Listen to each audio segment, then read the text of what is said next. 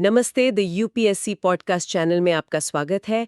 आज हमारी class 10th NCERT India and the contemporary world की सीरीज में हम chapter 3 the making of a global world पर चर्चा करेंगे। तो आज का हमारा मिशन सिर्फ इस चैप्टर को कवर करना नहीं है, बल्कि इसके अंदर छिपे उन पैटर्न्स और सरप्राइजिंग कनेक्शंस को निकालना है जो ग्लोबल हिस्ट्री की हमारी समझ को शायद हमेशा के लिए बदल देंगे। चलिए सबसे पहले इस शब्द ग्लोबलाइजेशन को ही अनपैक करते हैं। जब हम ये शब्द सुनते हैं तो दिमाग में आता है स्टारबक्स, आईफोन्स, इंटरनेट, है ना? हाँ बिल्कुल। लगता है ये सब पिछले 30-40 साल की कहानी है। पर हमारे सोर्सेज कुछ और ही कहानी बताते हैं। ये कहानी बहुत बहुत पुरानी है। बिल्कुल। हम जिसे आज ग्लोबलाइजेशन कहते हैं वो असल में इंटरकनेक्टेडनेस की एक हजारों साल पुरानी दास्तान है। और ये सिर्फ इकोनॉमिक सिस्टम की बात नहीं है। अच्छा। जब हम ग्लोबलाइजेशन की बात करते हैं तो हम बात करते हैं ट्रेड की, लोगों के एक जगह से दूसरी जगह जाने की। चाहे वो ज्ञान की तलाश में हो, बेहतर अवसरों के लिए हो, या फिर किसी उत्पीड़न पर्सिक्यूशन से बचने के लिए। इसमें कैपिटल यानी पूंजी का मूवमेंट भी शामिल है। और इन सब के साथ साथ आइडियाज, वैल्यूज, स्किल्स और इन्वेंशंस का भी आदान प्रदान होता है। ये एक मल्टी लेयर्ड प्रोसेस है। सही कहा। मतलब ये आज की बात तो बिल्कुल नहीं है। स्रोत बताते हैं कि 3000 बीसीई में भी, यानी आज से करीब 5000 साल पहले, इंडस वैली सिविलाइजेशन का व्यापार आज के वेस्ट एशिया के साथ होता था। ये सोचना भी कमाल है ना? उस जमाने में बिना जीपीएस और मॉडर्न शिप्स के लोग कोस्टल ट्रेड के जरिए हजारों किलोमीटर का सफर तय कर रहे थे। और सिर्फ सामान ही नहीं, पैसे का भी फ्लो था। मालदीव की कौड़ियां, काउरीज, जिन्हें एक तरह की करेंसी की तरह इस्तेमाल किया जाता था, वो चीन और पूर्वी अफ्रीका तक पहुंचती थीं। अच्छा, मतलब उस जमाने का एक तरह का इंटरनेशनल करेंसी। हाँ, एक तरह से कह सकते हैं। जैसे आज डॉलर है, आप मालदीव से कौड़ियां लेकर चीन में कुछ खरीद सकते थे। ये दिखाता है कि सिर्फ व्यापार ही नहीं बल्कि एक बेसिक मॉनेटरी सिस्टम भी दुनिया के बड़े हिस्सों को जोड़ रहा था। लेकिन इन सब कनेक्शंस का एक डार्क साइड भी रहा होगा। जब लोग ट्रैवल करते हैं तो वो अपने साथ सिर्फ सामान और आइडियाज नहीं बल्कि जर्म्स भी ले जाते हैं। स्रोत कहते हैं कि 7वीं सदी से ही बीमारी फैलाने वाले कीटाणुओं का लंबी दूरी तक फैलना शुरू हो गया था। सही पकड़ा। ये तो ग्लोबलाइजेशन का वो पहलू है जिसके बारे में हम ज्यादा सोचते नहीं। 13वीं सदी तक आते आते तो ये एक अनमिस्टेकेबल लिंक बन गया था। मतलब जहां जहां ट्रेड रूट्स गए वहां वहां बीमारियां भी पहुंची। और जैसा कि हम आगे देखेंगे, कभी-कभी ये बीमारियां तोपों और तलवारों से भी ज्यादा घातक साबित हुईं। बाप रे। ये इंटरकनेक्टेडनेस एक दोधारी तलवार थी। इसने संस्कृतियों को जोड़ा, लेकिन इसने महामारियों को भी फैलाया। गोवा म्यूजियम की 10वीं सदी की एक मेमोरियल स्टोन पर जहाज की तस्वीर है। अच्छा। वो इसी समुद्री व्यापार के महत्व को दिखाती है।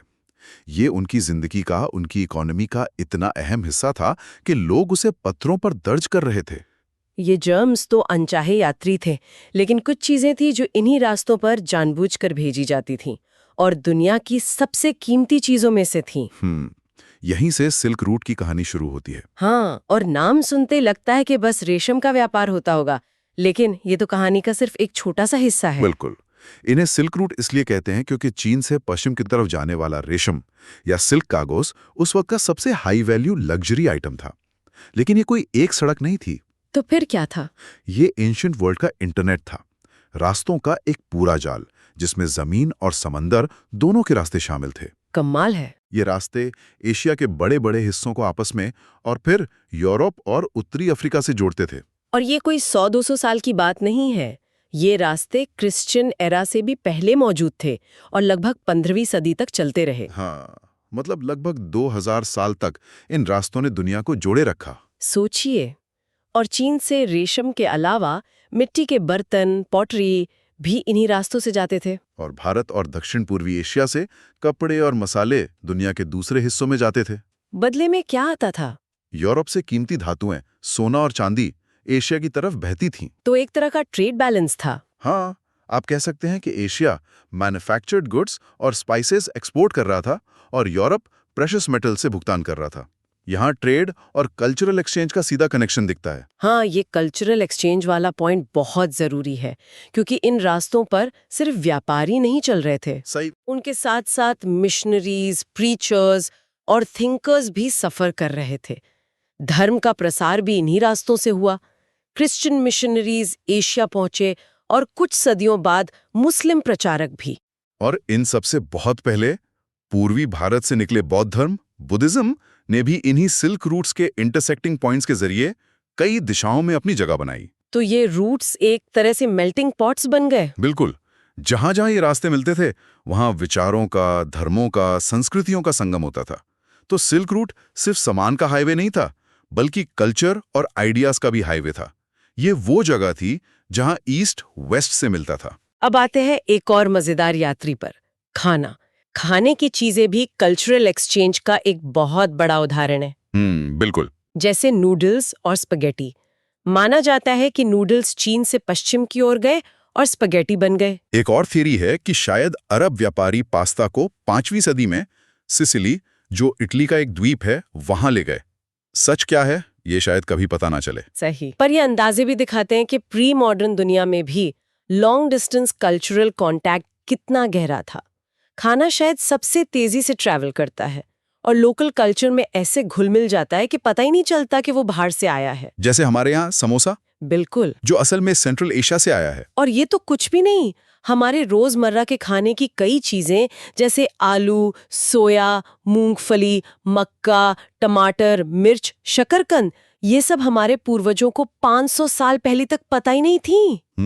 एक मिनट, मतलब 500 साल पहले भारत में आलू गोभी की सब्जी नहीं बनती थी, टमाटर की चटनी नहीं होती थी, और सबसे जरूरी, खाने में मिर्च का तड़का नहीं लगता था। ये तो सोचकर ही अजीब लगता है। बिल्कुल, ये सब यूरोप और एशिया में तब पहुंची जब क्रिस्टोफर कोलंबस ने गलती से अमेरिका महाद्वीप खोज लिया, जिसे वो भारत समझ रहे थे। हाँ, पर वो एक बिल्कुल नया कॉन्टिनेंट था।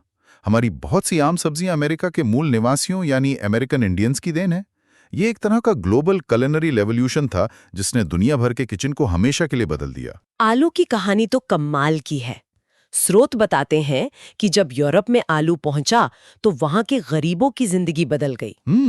ये उगाने में आसान था, पौष्टिक था, उन्हें बेहतर खाना मिलने लगा और उनकी औसत उम्र भी लंबी होने लगी। ये तो अविश्वसनीय है कि एक सब्जी ने यूरोप की डेमोग्राफी बदल दी। सही बात है। लेकिन क्या इसका मतलब ये है कि उस वक्त का यूरोप एक मामूली फसल के फेल होने पर भुखमरी की कगार पर खड़ा था? उनकी फूड सिक्योरिटी इतनी नाजुक थी? आपका सवाल बिल्कुल सही है, और इसी नाजुक निर्भरता का नतीजा एक भयानक त्रासदी बनी।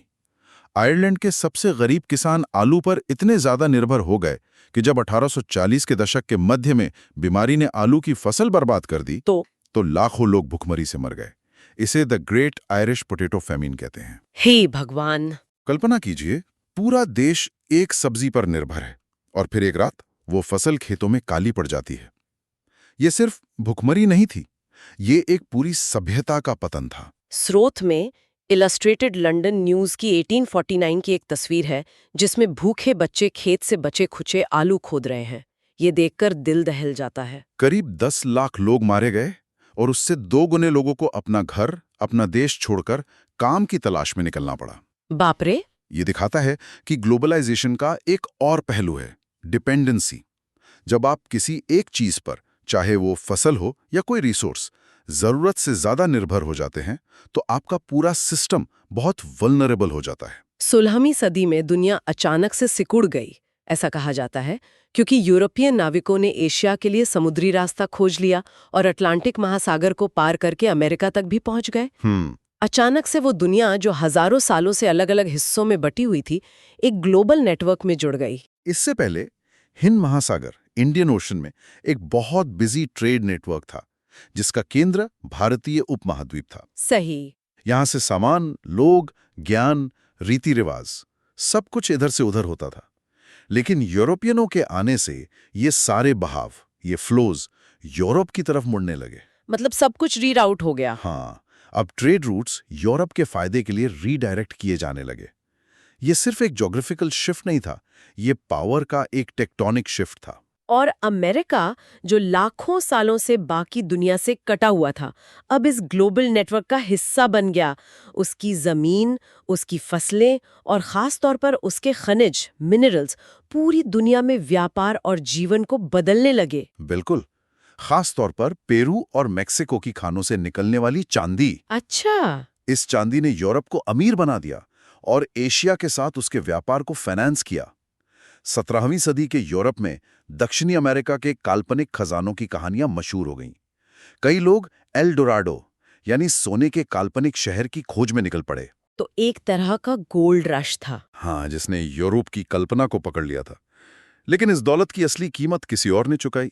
लेकिन अमेरिका पर कब्जा सिर्फ बेहतर हथियारों के दम पर तो नहीं हुआ होगा। नहीं। स्पेनिश विजेताओं का सबसे ताकतवर हथियार कोई तोप या बंदूक नहीं थी। यह सबसे चौंकाने वाली बात यह है कि प्री मॉडर्न दुनिया में जीत का सबसे बड़ा हथियार मिलिट्री टेक्नोलॉजी नहीं बल्कि बायोलॉजी थी। एकदम सही। उनका सबसे शक्तिशाली हथियार थे कीटाणु, जर्म्स, खासकर चेचक, स्मॉल पॉक्स के। चेचक। हाँ, क्योंकि अमेरिका के मूल निवासी लाखों सालों से अलग थलग थे, इसलिए उनके शरीर में यूरोप से आई इन बीमारियों के खिलाफ कोई इम्यूनिटी नहीं थी। उनकी बॉडी इन नए जर्म्स से लड़ना जानती ही नहीं थी। एक मिनट, मतलब उनका सबसे बड़ा हथियार एक बीमारी थी? ये तो किसी साइंस फिक्शन फिल्म जैसा लगता है। तो क्या ये एक सोचा समझा हमला था? A deliberate act of biological warfare? उस जमाने में शायद वो इसे बायोलॉजिकल वॉरफेयर नहीं कहते होंगे, लेकिन इसका असर वैसा ही था। चेचक एक डेडली किलर साबित हुई। ये यूरोपियनों के पहुंचने से भी पहले महाद्वीप के अंदरूनी हिस्सों में फैल गई। पहले ही? कैसे? व्यापारियों और खोजकर्ताओं के जरिए ये बीमारी उन जगहों पर भी पहुंच गई जहां कोई यूरोपियन नहीं पहुंचा था, और इसने पूरे के पूरे समुदायों को खत्म कर दिया, जिससे हमलावरों के लिए जीत का रास्ता साफ हो गया। मतलब जमीन खाली हो गई? हाँ, वो आसानी से उन जमीनों पर कब्जा कर पाए जहां की 90% आबादी पहले ही बीमारी से तबाह हो चुकी थी। ये ग्लोबलाइजेशन का वो स्याह पहलू है जहां इंटरकनेक्टेडनेस तबाही का कारण बनी। ये वाकई डरावना है। स्रोत में न्यू इंग्लैंड के पहले गवर्नर जॉन विंथ्रॉप का एक कोट है जो इस मानसिकता को दिखाता है। हाँ, उन्होंने मई 1634 में लिखा कि चेचक का फैलना ईश्वर का आशीर्वाद है, क्योंकि इससे मूल निवासी मर गए और जमीन पर उनका हक साफ हो गया। क्या? उन्होंने लिखा, the Lord hath cleared our title to what we possess. ये पढ़कर समझ आता है कि उस वक्त के लोग इसे कैसे जस्टिफाई कर रहे थे। वो इसे भगवान की मर्जी बता रहे थे। बिल्कुल, ताकि वो जमीन पर कब्जा करने के अपने अमल को सही ठहरा सकें। और इसी कब्जे के बाद एक नई दुनिया का निर्माण शुरू हुआ। 19वीं सदी तक यूरोप में गरीबी और भूखमरी आम थी। शहर भीड़-भाड़ वाले थे, बीमारियां फैली हुई थीं, धार्मिक मतभेद, रिलीजियस कॉन्फ्लिक्ट्स भी बहुत थे। इसी वजह से हजारों लोग एक बेहतर जिंदगी की उम्मीद में यूरोप छोड़कर अमेरिका भाग गए। लेकिन वहां जो नया समाज बन रहा था, उसकी नींव अफ्रीका से पकड़े गए गुलामों के खून पसीने पर रखी गई थी। इन गुलामों से बागानों और प्लांटेशंस में काम करवाया जाता था, जहां वो यूरोपीय बाजारों के लिए कपास और चीनी उगाते थे। स्रोत में न्यू ऑरलीन्स में गुलामों की बिक्री का एक चित्र भी है जो 1851 का है। इसमें एक प्रोस्पेक्टिव बायर गुलामों की लाइन को ऐसे देख रहा है जैसे वो कोई जानवर खरीद रहा हो। हाँ, ये उस इन ह्यूमन ट्रेड की सच्चाई दिखाता है जिसने अमेरिका की दौलत बनाई। और ये हमें कहानी के सबसे क्रूशल पॉइंट पर लाता है। एक समय था जब चीन और भारत दुनिया के सबसे अमीर देशों में से थे और एशियाई व्यापार में उनका दबदबा था। लेकिन फिर ऐसा क्या हुआ कि यूरोप सेंटर बन गया? ये पावर का शिफ्ट कैसे हुआ? यही सवाल मेरे मन में भी था। क्या ये सिर्फ मिलिट्री पावर की वजह से हुआ? नहीं, ये उससे कहीं ज्यादा कॉम्प्लेक्स है। 15वीं सदी से चीन ने बाहरी दुनिया से अपने संपर्क कम कर लिए और एक तरह के आइसोलेशन में चला गया। अच्छा, उन्होंने खुद को बंद कर लिया? हाँ, उसने विदेशी व्यापार पर कई तरह की पाबंदियां लगा दी। चीन की इस घटती भूमिका और अमेरिका के खुलने ने दुनिया की इकोनॉमिक ग्रेविटी को हमेशा के लिए बदल दिया। मतलब बैलेंस बदल गया पूरी तरह से। जो दौलत सदियों से एशिया में जमा हो रही थी, वो अब अटलांटिक की तरफ बहने लगी। अमेरिका के विशाल संसाधन, खासकर चांदी, और अफ्रीका के गुलामों की मेहनत, इन दोनों ने मिलकर यूरोप को वर्ल्ड ट्रेड के सेंटर में ला खड़ा किया। तो हमने देखा कि कैसे ग्लोबलाइजेशन की प्रक्रिया सदियों पुरानी है, जिसमें व्यापार, संस्कृति, भोजन और यहाँ तक कि बीमारियां भी एक जगह से दूसरी जगह पहुंची। ये एक सीधी सादी कहानी नहीं है, इसके कई पॉजिटिव और नेगेटिव पहलू हैं। और कैसे एक महाद्वीप की खोज और एक देश के आइसोलेशन ने दुनिया की दौलत और शक्ति के समीकरणों को पूरी तरह से बदल दिया। ये सोचना दिलचस्प है कि इन जुड़ावों के अनएक्सपेक्टेड परिणाम, अनइंटेंडेड कॉन्सिक्वेंसेस क्या-क्या हो सकते हैं। सही बात है। एक जगह की घटना का असर हजारों मील दूर दूसरी जगह पर कैसे पड़ता है, यही इस ग्लोबल वर्ल्ड की कहानी है। बिल्कुल। इस चर्चा में और भी कई परतें हैं जिन्हें हम आगे समझेंगे। चलिए आगे बढ़ते हैं। ठीक है, तो अब हम 19 सदी पर चर्चा करेंगे, मतलब 1815 से 1914 का जो दौर था। ये एक ऐसा समय था जब दुनिया मतलब बहुत ही तेजी से बदल रही थी। इकोनॉमिक, पॉलिटिकल, सोशल, कल्चरल और टेक्नोलॉजिकल हर पहलू एक दूसरे से जुड़ रहा था। बिल्कुल। और इस बदलाव को समझने के लिए जो अर्थशास्त्री हैं वो 3 तरह के प्रवाह या फ्लोज की बात करते हैं। फ्लोज। हाँ, फ्लोज। पहला है व्यापार का प्रवाह, अ फ्लो ऑफ ट्रेड, जो समय मुख्य रूप से सामान का होता था, जैसे कपड़ा या गेहूं। अच्छा, और दूसरा प्रवाह? दूसरा था श्रम का प्रवाह, अ फ्लो ऑफ लेबर, यानी लोगों का रोजगार की तलाश में एक जगह से दूसरी जगह जाना, जिसे हम माइग्रेशन कहते हैं। ठीक है, ट्रेड और लेबर। और तीसरा? तीसरा है पूंजी का प्रवाह, द मूवमेंट ऑफ कैपिटल, मतलब पैसा। हाँ, पैसा, जो शॉर्ट टर्म या लॉन्ग टर्म इन्वेस्टमेंट्स के लिए लंबी लंबी दूरियां तय कर रहा था। ये तीनों प्रवाह आपस में बहुत गहराई से जुड़े हुए थे और लोगों की जिंदगियों पर मतलब पहले से कहीं ज्यादा असर डाल रहे थे। तो इस पूरी ग्लोबल इकोनॉमी को समझने के लिए हमें इन तीनों को एक साथ देखना होगा। हाँ, बिल्कुल। एक के बिना दूसरा अधूरा है। तो चलिए इसकी शुरुआत करते हैं यूरोप में खाने पीने के बदलते पैटर्न से। दिलचस्प बात यह है कि पारंपरिक तौर पर देश खाद्य मामलों में आत्मनिर्भर, सेल्फ सफिशिएंट होना पसंद करते थे। सही बात है। लेकिन 19वीं सदी के ब्रिटेन में आत्मनिर्भरता का मतलब था लोअर लिविंग स्टैंडर्ड्स और सामाजिक संघर्ष। ये तो उल्टा लग रहा है। हाँ, ऐसा क्यों था? इसकी वजह थी ब्रिटेन की बढ़ती आबादी और इंडस्ट्रियलाइजेशन। शहर तेजी से फैल रहे थे, फैक्ट्रियां लग रही थी, जिससे अनाज की मांग आसमान छू रही थी। और कीमतें भी बढ़ रही होंगी फिर तो। जाहिर है, कीमतें भी बढ़ रही थी और इस पर जमींदारों यानी लैंडेड ग्रुप्स के दबाव में सरकार ने बाहर से आने वाले मक्के या कॉर्न के आयात पर भी पाबंदी लगा दी थी। ओह, हाँ, इन्हीं कानूनों को कॉर्न लॉस के नाम से जाना जाता था। अच्छा, तो ये कुछ वैसा ही है जैसे आज भी कभी-कभी किसान संगठन बाहर से आने वाले सस्ते कृषि उत्पादों का विरोध करते हैं ताकि घरेलू बाजार में उन्हें सही दाम मिल सके। बिल्कुल, वही लॉजिक था। लेकिन यहां पर जो उद्योगपति थे, इंडस्ट्रियलिस्ट्स, और जो शहरी लोग थे, उन्होंने इन ऊंची कीमतों का जमकर विरोध किया। तो एक तरह से शहर और गांव की लड़ाई बन गई, इंडस्ट्रियलिस्ट्स बनाम लैंड ओनर्स। हाँ, बिल्कुल, ये एक क्लासिक संघर्ष था और उद्योगपतियों के दबाव में आकर सरकार को ये कानून हटाने पर मजबूर होना पड़ा। और यहां से मतलब कहानी पूरी तरह पलट गई। कैसे?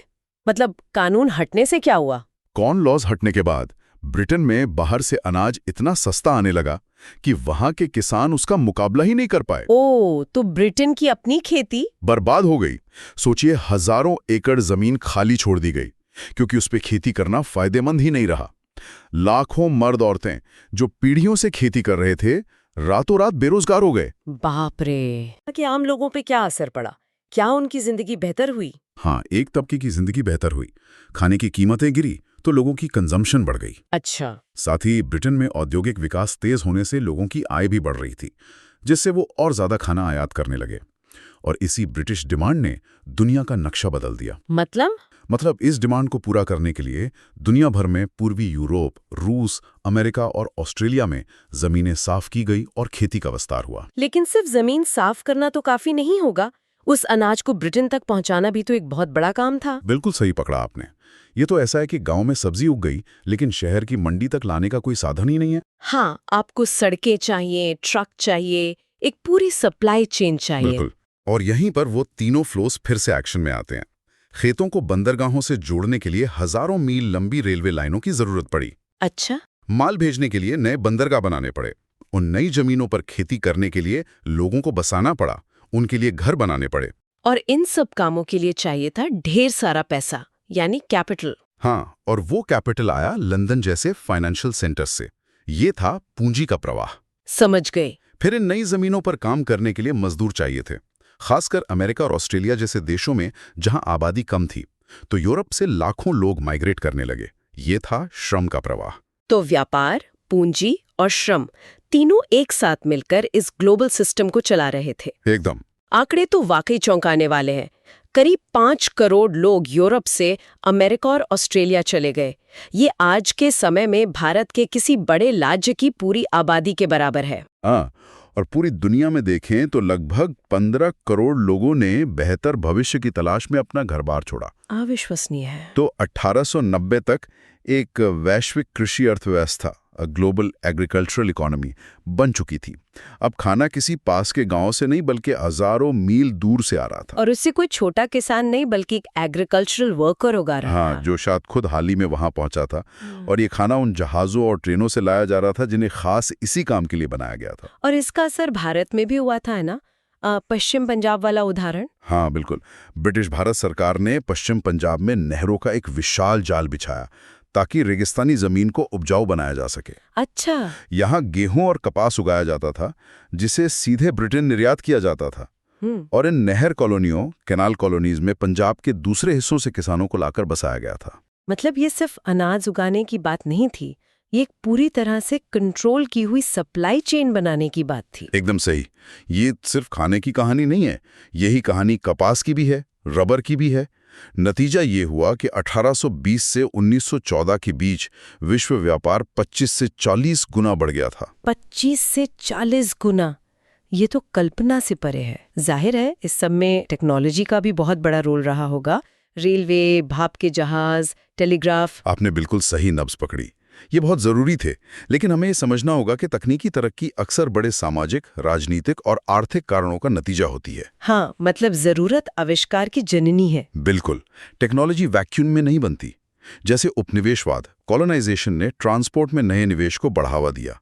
तेज रेलवे, हल्के वैगन और बड़े जहाज इसलिए बनाए गए ताकि दूर के खेतों से बाजारों तक खाना और कच्चा माल सस्ता और जल्दी पहुंचाया जा सके। इसका कोई अच्छा सा उदाहरण है जहां हम इस कनेक्शन को साफ साफ देख सकें? मास्ट व्यापार, ट्रेड इन मीट, इसका बेहतरीन उदाहरण है।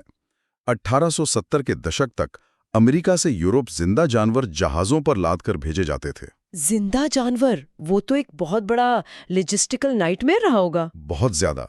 वो जहाज में बहुत जगह लेते थे। कई रास्ते में मर जाते थे, बीमार हो जाते थे या उनका वजन कम हो जाता था। तो मांस बहुत महंगा होता होगा फिर? हाँ, एक लग्जरी आइटम था जो यूरोप के गरीबों की पहुंच से बाहर था। फिर बदलाव कैसे आया? जरूर कोई टेक्नोलॉजिकल ब्रेक थ्रू हुआ होगा। हाँ, और वो था रेफ्रिजरेटेड शिप्स। अच्छा, यानी अब आपको जानवरों को जिंदा ले जाने की जरूरत नहीं थी? बिल्कुल। इसने पूरा खेल ही बदल दिया। अब जानवरों को शुरुआत में ही अमेरिका, ऑस्ट्रेलिया या न्यूजीलैंड में काटा जाता और फिर जमे हुए मांस फ्रोजन मीट के रूप में यूरोप भेजा जाता। इससे तो लागत बहुत कम हो गई होगी। बिल्कुल, जहाज का किराया कम हुआ, यूरोप में मांस की कीमतें गिर गईं। अब वहां के गरीब लोग भी ज्यादा वेरिएड डाइट ले सकते थे।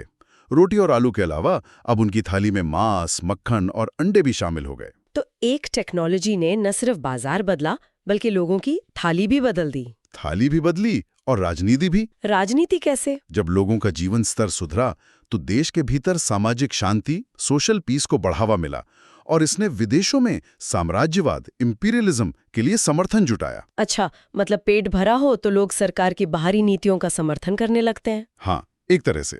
सोचिए, एक टेक्नोलॉजी ने सामाजिक और राजनीतिक समीकरणों पर कितना गहरा असर डाला। ये सब सुनने में तो बहुत अच्छा लगता है कि व्यापार बढ़ा, बाजार फैले, लोगों का जीवन स्तर सुधरा। लेकिन ये कहानी का सिर्फ एक पहलू है। इसका एक स्याह पक्ष, एक डार्कर साइड भी तो था। हाँ, ये समझना बहुत जरूरी है। दुनिया के कई हिस्सों के लिए व्यापार के विस्तार और विश्व अर्थव्यवस्था से जुड़ने का मतलब था अपनी आजादी और रोजी रोटी खो देना। 19वीं सदी के अंत में यूरोपीय शक्तियों ने जो विजय हासिल की, उसने उपनिवेश बनाए गए समाजों में बहुत दर्दनाक आर्थिक, सामाजिक और पारिस्थितिक, इकोलॉजिकल बदलाव लाए। मैंने अफ्रीका का नक्शा देखा है और मैं हमेशा हैरान होती हूँ कि कुछ देशों की सीमाएं तो ऐसी सीधी हैं जैसे किसी ने रूलर रखकर खींचती हूँ। ये बिल्कुल नेचुरल नहीं लगता। क्योंकि लगभग ऐसा ही हुआ था। क्या? 1885 में बड़ी यूरोपीय शक्तियां बर्लिन में मिली और उन्होंने अपने अपने क्षेत्रों को चिन्हित करते हुए अफ्रीका का बंटवारा कर लिया। एक मेज पर बैठकर पूरे महाद्वीप को केक की तरह काट लिया गया। बस ऐसे? हाँ, ब्रिटेन, फ्रांस, बेल्जियम, जर्मनी सब नए औपनिवेशिक ताकत बन गए। यहां तक कि अमेरिका, जो खुद कभी एक कॉलोनी था, उसने भी स्पेन से कुछ उपनिवेश छीन लिए। और ये जो खोजकर्ता होते थे, एक्सप्लोरर्स, जैसे सर हेनरी मॉर्टन स्टैनली, इनकी क्या भूमिका थी? हमें तो हमेशा पढ़ाया गया कि ये लोग महान खोजकर्ता थे जो ज्ञान की तलाश में निकले थे। ये एक बहुत बड़ा मिथक है जिसे तोड़ने की जरूरत है।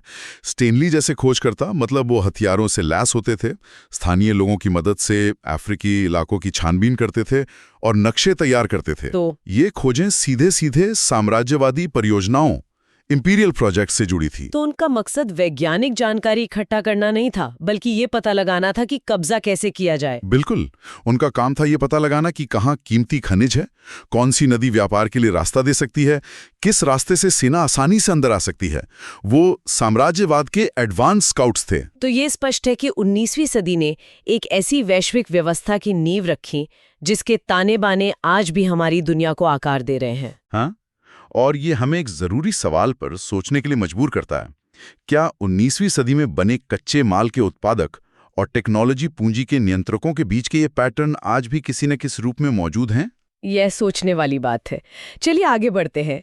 ठीक है, अब हम रिंडरपेस्ट यानी कैटल प्लेग पर चर्चा करेंगे। लेकिन इस बीमारी को समझने के लिए मुझे लगता है कि पहले हमें 1890 के दशक के अफ्रीका को समझना होगा। बिल्कुल सही। उस समय की तस्वीर आज से बहुत अलग थी। हाँ, मेरे दिमाग में जो आता है वो है मतलब बहुत सारी जमीन और आबादी बहुत कम। हाँ, और लोगों का गुजारा अपनी जमीन और अपने पशुओं से ही हो जाता था। एक तरह की सेल्फ सफिशिएंट इकोनॉमी थी। तो मतलब उन्हें किसी के लिए मजदूरी पर काम करने की कोई जरूरत ही नहीं थी? जरूरत ही नहीं थी। सोचिए, जब आपकी सारी जरूरतें पूरी हो रही हैं तो आप किसी और के बागान में या खदान में क्यों काम करेंगे? पैसे की जरूरत ही नहीं थी उतनी। और यहीं पर कहानी में एंट्री होती है यूरोपियंस की। वो अफ्रीका के विशाल जमीनी और जो खनिज संसाधन थे उनकी वजह से आए। उनका प्लान था बड़े बड़े प्लांटेशंस और माइंस लगाने का। लेकिन फिर उनके सामने एक अनएक्सपेक्टेड प्रॉब्लम आ गई, लेबर की कमी। हाँ, कोई काम करने को तैयार ही नहीं था। और ये एक क्लासिक कॉलोनियल डिलेमा है। आपके पास रिसोर्सेज तो हैं, पर उन्हें निकालने के लिए लोकल आबादी को कैसे मजबूर किया जाए, खासकर तब जब वो अपने पारंपरिक जीवन में खुश हैं। तो इसके लिए उन्होंने मतलब सीधे सीधे जबरदस्ती नहीं की। नहीं, उन्होंने ज्यादा शातिर तरीके अपनाए। उन्होंने स्ट्रक्चरल चेंजेस किए। स्ट्रक्चरल चेंजेस जैसे कि? जैसे सबसे पहले उन्होंने भारी टैक्स लगा दिए। अच्छा। और शर्त ये रख दी कि ये टैक्स सिर्फ कैश में यानी वेतन से चुकाया जा सकता है। मतलब अब आपको पैसे कमाने ही पड़ेंगे चाहे आपकी जरूरत हो या ना हो। एग्जैक्टली। और पैसे कमाने का एक ही तरीका था उनके बागानों या खदानों में काम करना। और सिर्फ यही नहीं, उन्होंने इनहेरिटेंस लॉज मतलब विरासत के कानून भी बदल दिए। हाँ, ये दूसरा बड़ा दाव था। नया कानून ये था कि परिवार में जमीन सिर्फ एक ही सदस्य को विरासत में मिलेगी। सिर्फ एक को? तो बाकियों का क्या होगा? बाकी लोग वो मजबूरी में लेबर मार्केट में आ गए। उनके पास कोई और चारा ही नहीं बचा था। और सोर्स में ये भी लिखा है कि खदान मजदूरों को तो बाड़ों में, कंपाउंड्स में बंद कर दिया जाता था। बिल्कुल, उन्हें आजादी से घूमने की भी इजाजत नहीं थी। तो ये एक तरह से मतलब लोगों की आर्थिक स्वतंत्रता को सिस्टमैटिक तरीके से खत्म करने की कोशिश थी। एक डिपेंडेंट लेबर फोर्स बनाने की। सही कहा। और फिर इन सब के बीच एंट्री होती है रिंडरपेस्ट की। हाँ, मवेशियों की एक विनाशकारी बीमारी। और ये अफ्रीका पहुंची कैसे? मतलब ये भी यूरोपियंस की वजह से ही हुआ। ये बीमारी ब्रिटिश एशिया से लाए गए संक्रमित मवेशियों के जरिए फैली। अच्छा, और ये मवेशी वहां क्यों लाए गए थे? इन्हें पूर्वी अफ्रीका में इरिट्रिया पर हमला कर रहे इतालवी सैनिकों को खिलाने के लिए लाया गया था। मतलब ग्लोबलाइजेशन का एक स्याह पक्ष यहाँ दिखता है। हाँ, एक महाद्वीप की बीमारी सेना की आवाजाही के कारण दूसरे महाद्वीप पहुंच गई और किसी को अंदाजा भी नहीं था कि इसका असर कितना विनाशकारी होगा। सोर्स कहता है कि ये बीमारी जंगल की आग की तरह फैली। पूर्वी अफ्रीका से शुरू हुई और पश्चिम की ओर बढ़ी। 1892 में, मतलब सिर्फ 2 साल में, ये अफ्रीका के अटलांटिक तट तक पहुंच गई। और फिर दक्षिण की तरफ भी गई। हाँ, और उसके 5 साल बाद महाद्वीप के सबसे दक्षिणी सिरे केप तक। और जो आंकड़ा है वो तो दिमाग हिला देता है। इस बीमारी ने वहां के 90% मवेशियों को मार डाला। 90%? 90%। आप उस समाज की कल्पना कीजिए जिसकी पूरी आजीविका, पूरी अर्थव्यवस्था ही मवेशियों पर टिकी हो। सब कुछ खत्म हो गया होगा। उनकी दौलत, उनका सामाजिक रुतबा, उनके खाने का सोर्स, सब कुछ एक झटके में तबाह हो गया। और इस तबाही का फायदा किसने उठाया? जाहिर है, बगान मालिकों, खदान मालिकों और औपनिवेशिक सरकारों ने। कैसे? जो भी थोड़े बहुत मवेशी बचे थे उन पर उन्होंने एकाधिकार कर लिया, मोनोपोलाइज कर लिया। अच्छा। इससे उनकी ताकत और बढ़ गई और अफ्रीकी लोगों के पास अब मजदूरी करने के अलावा सच में कोई रास्ता नहीं बचा था। तो मतलब रिंडपेस्ट ने वो काम कर दिया जो भारी टैक्स और नए कानून भी पूरी तरह से नहीं कर पाए थे। बिल्कुल। इस एक बीमारी ने लोगों की आत्मनिर्भरता की कमर तोड़ दी और यूरोपियंस को अफ्रीका को जीतने और अपने अधीन करने में बहुत बड़ी मदद की। ये एक तरह का टर्निंग पॉइंट था। चलिए अब 19वीं सदी की एक दूसरी कहानी पर आते हैं। ये भी इसी दौर की है और ये है भारत से गिरमिटिया मजदूरों का पलायन। हाँ, इंटेंशनल लेबर। ये उस दौर का दोहरा चरित्र दिखाता है। एक तरफ तेजी से आर्थिक विकास हो रहा था और दूसरी तरफ भयानक दुख और गरीबी भी थी। सोर्स इसे दुनिया की दो तरफा प्रकृति कहता है, a two sided nature of the world.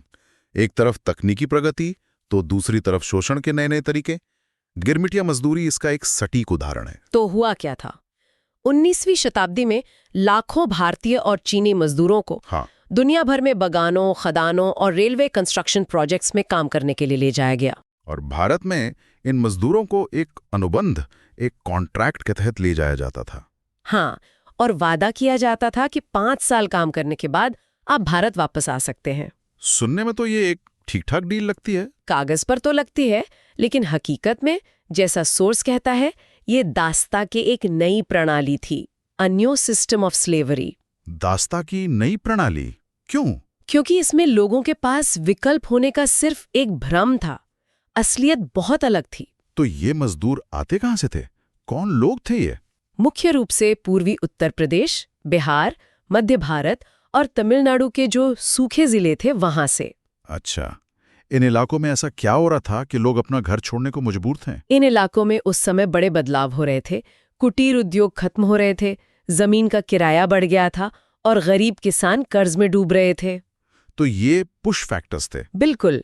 लोगों ने अपनी मर्जी से अपना घर नहीं छोड़ा।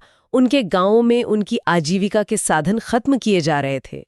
और इसी का फायदा एजेंट उठाते फिर। हाँ, जब कोई एजेंट उन्हें झूठे सपने दिखाता तो वो आसानी से उसके झांसे में आ जाते थे। किस तरह के झूठे सपने? मतलब क्या बताते थे एजेंट्स? वो मजदूरों को पूरी तरह से झूठी जानकारी देते थे कि वो कहाँ जा रहे हैं, यात्रा कैसी होगी, काम क्या करना होगा, रहने की जगह कैसी होगी। मतलब कुछ भी सच नहीं बताते थे? कुछ भी नहीं।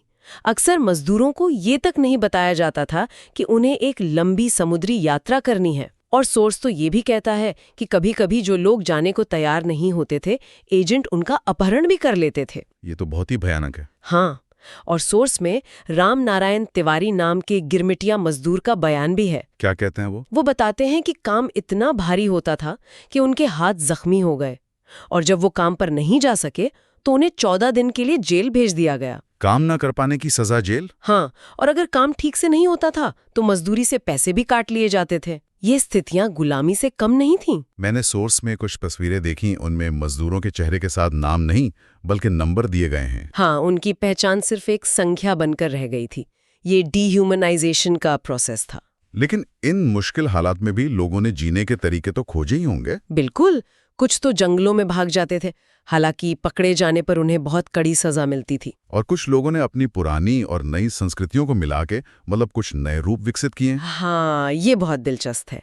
जैसे त्रिनिदाद में मुहर्रम का जो जुलूस होता है वो वहाँ हुसैन नाम के एक रंगीन कार्निवल में बदल गया और उसमें सभी धर्मों और नस्लों के मजदूर हिस्सा लेते थे। वाह, ये कल्चरल फ्यूजन का एक शानदार उदाहरण है। बिल्कुल। जब अलग अलग संस्कृतियों के लोग एक साथ मुश्किल हालात में रहते हैं तो वो एक दूसरे से बहुत कुछ सीखते हैं और कुछ बिल्कुल नया बनाते हैं। जैसे बॉब मार्ले का रेस्टाफेरियनवाद। हाँ, वो भी कैरिबियन में भारतीय प्रवासियों के साथ सामाजिक और सांस्कृतिक संबंधों को दर्शाता है। यहाँ तक कि त्रिनिदाद और गुयाना में जो चटनी म्यूजिक पॉपुलर है वो भी इसी अनुभव की देन है। और इसकी विरासत आज भी जिंदा है। ज्यादातर मजदूर अपने अनुबंध समाप्त होने के बाद वहीं बस गए। आज वेस्ट इंडीज के जो क्रिकेटर हैं शिवनारायण चंद्रपॉल और राम नरेश सरवन, हाँ, या नोबेल पुरस्कार विजेता लेखक वीएस नायपॉल, ये सभी उन्हीं गिरमिटिया मजदूरों के वंशज हैं। बिल्कुल। हालांकि 1900 के दशक से भारतीय राष्ट्रवादी नेताओं ने इस प्रणाली का विरोध करना शुरू कर दिया था, जिसे क्रूर और अपमानजनक बताकर। हाँ, और आखिरकार 1921 में इसे समाप्त कर दिया गया। लेकिन दशकों तक भारतीय मजदूरों के वंशजों को, जिन्हें अक्सर कूली कहा जाता था, कैरिबियन द्वीपों में एक बेचैन अल्पसंख्यक, एक अनईजी माइनॉरिटी के रूप में देखा जाता रहा। वीएस नायपॉल के शुरुआती उपन्यासों में ये दर्द साफ झलकता भी है। हाँ, अपनी जड़ों से कट जाने का दर्द। लेकिन उस दौर में विदेश जाने वाले सभी भारतीय सिर्फ मजदूर नहीं थे, है ना? नहीं, ये पूरी कहानी नहीं है।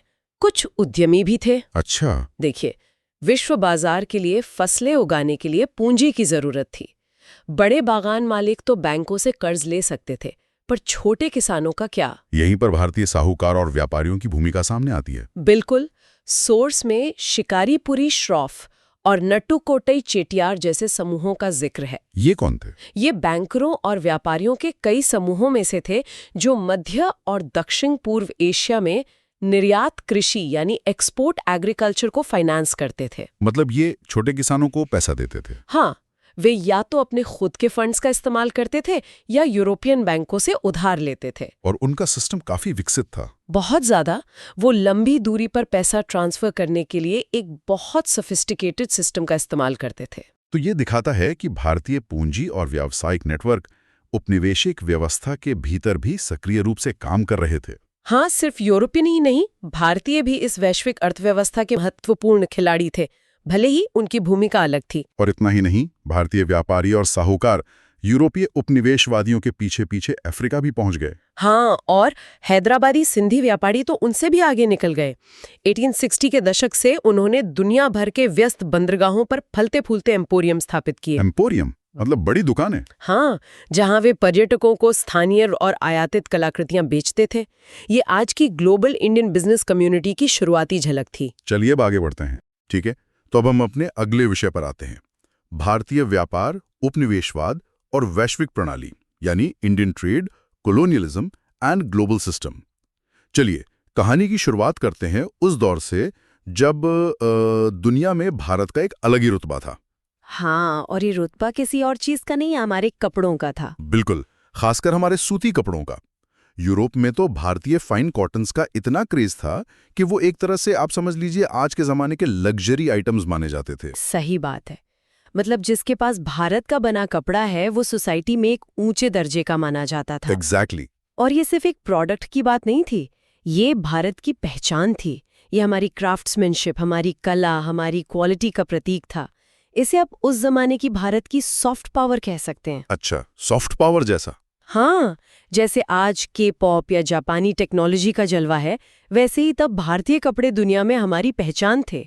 ये सिर्फ व्यापार नहीं था, ये कल्चर था जो हम एक्सपोर्ट कर रहे थे। लेकिन फिर कहानी में कह सकते हैं एक विलन की एंट्री होती है। ब्रिटेन का इंडस्ट्रियलाइजेशन। हाँ, और ये भारत के लिए कोई गेम चेंजर नहीं बल्कि गेम बिगाड़ने वाला साबित हुआ।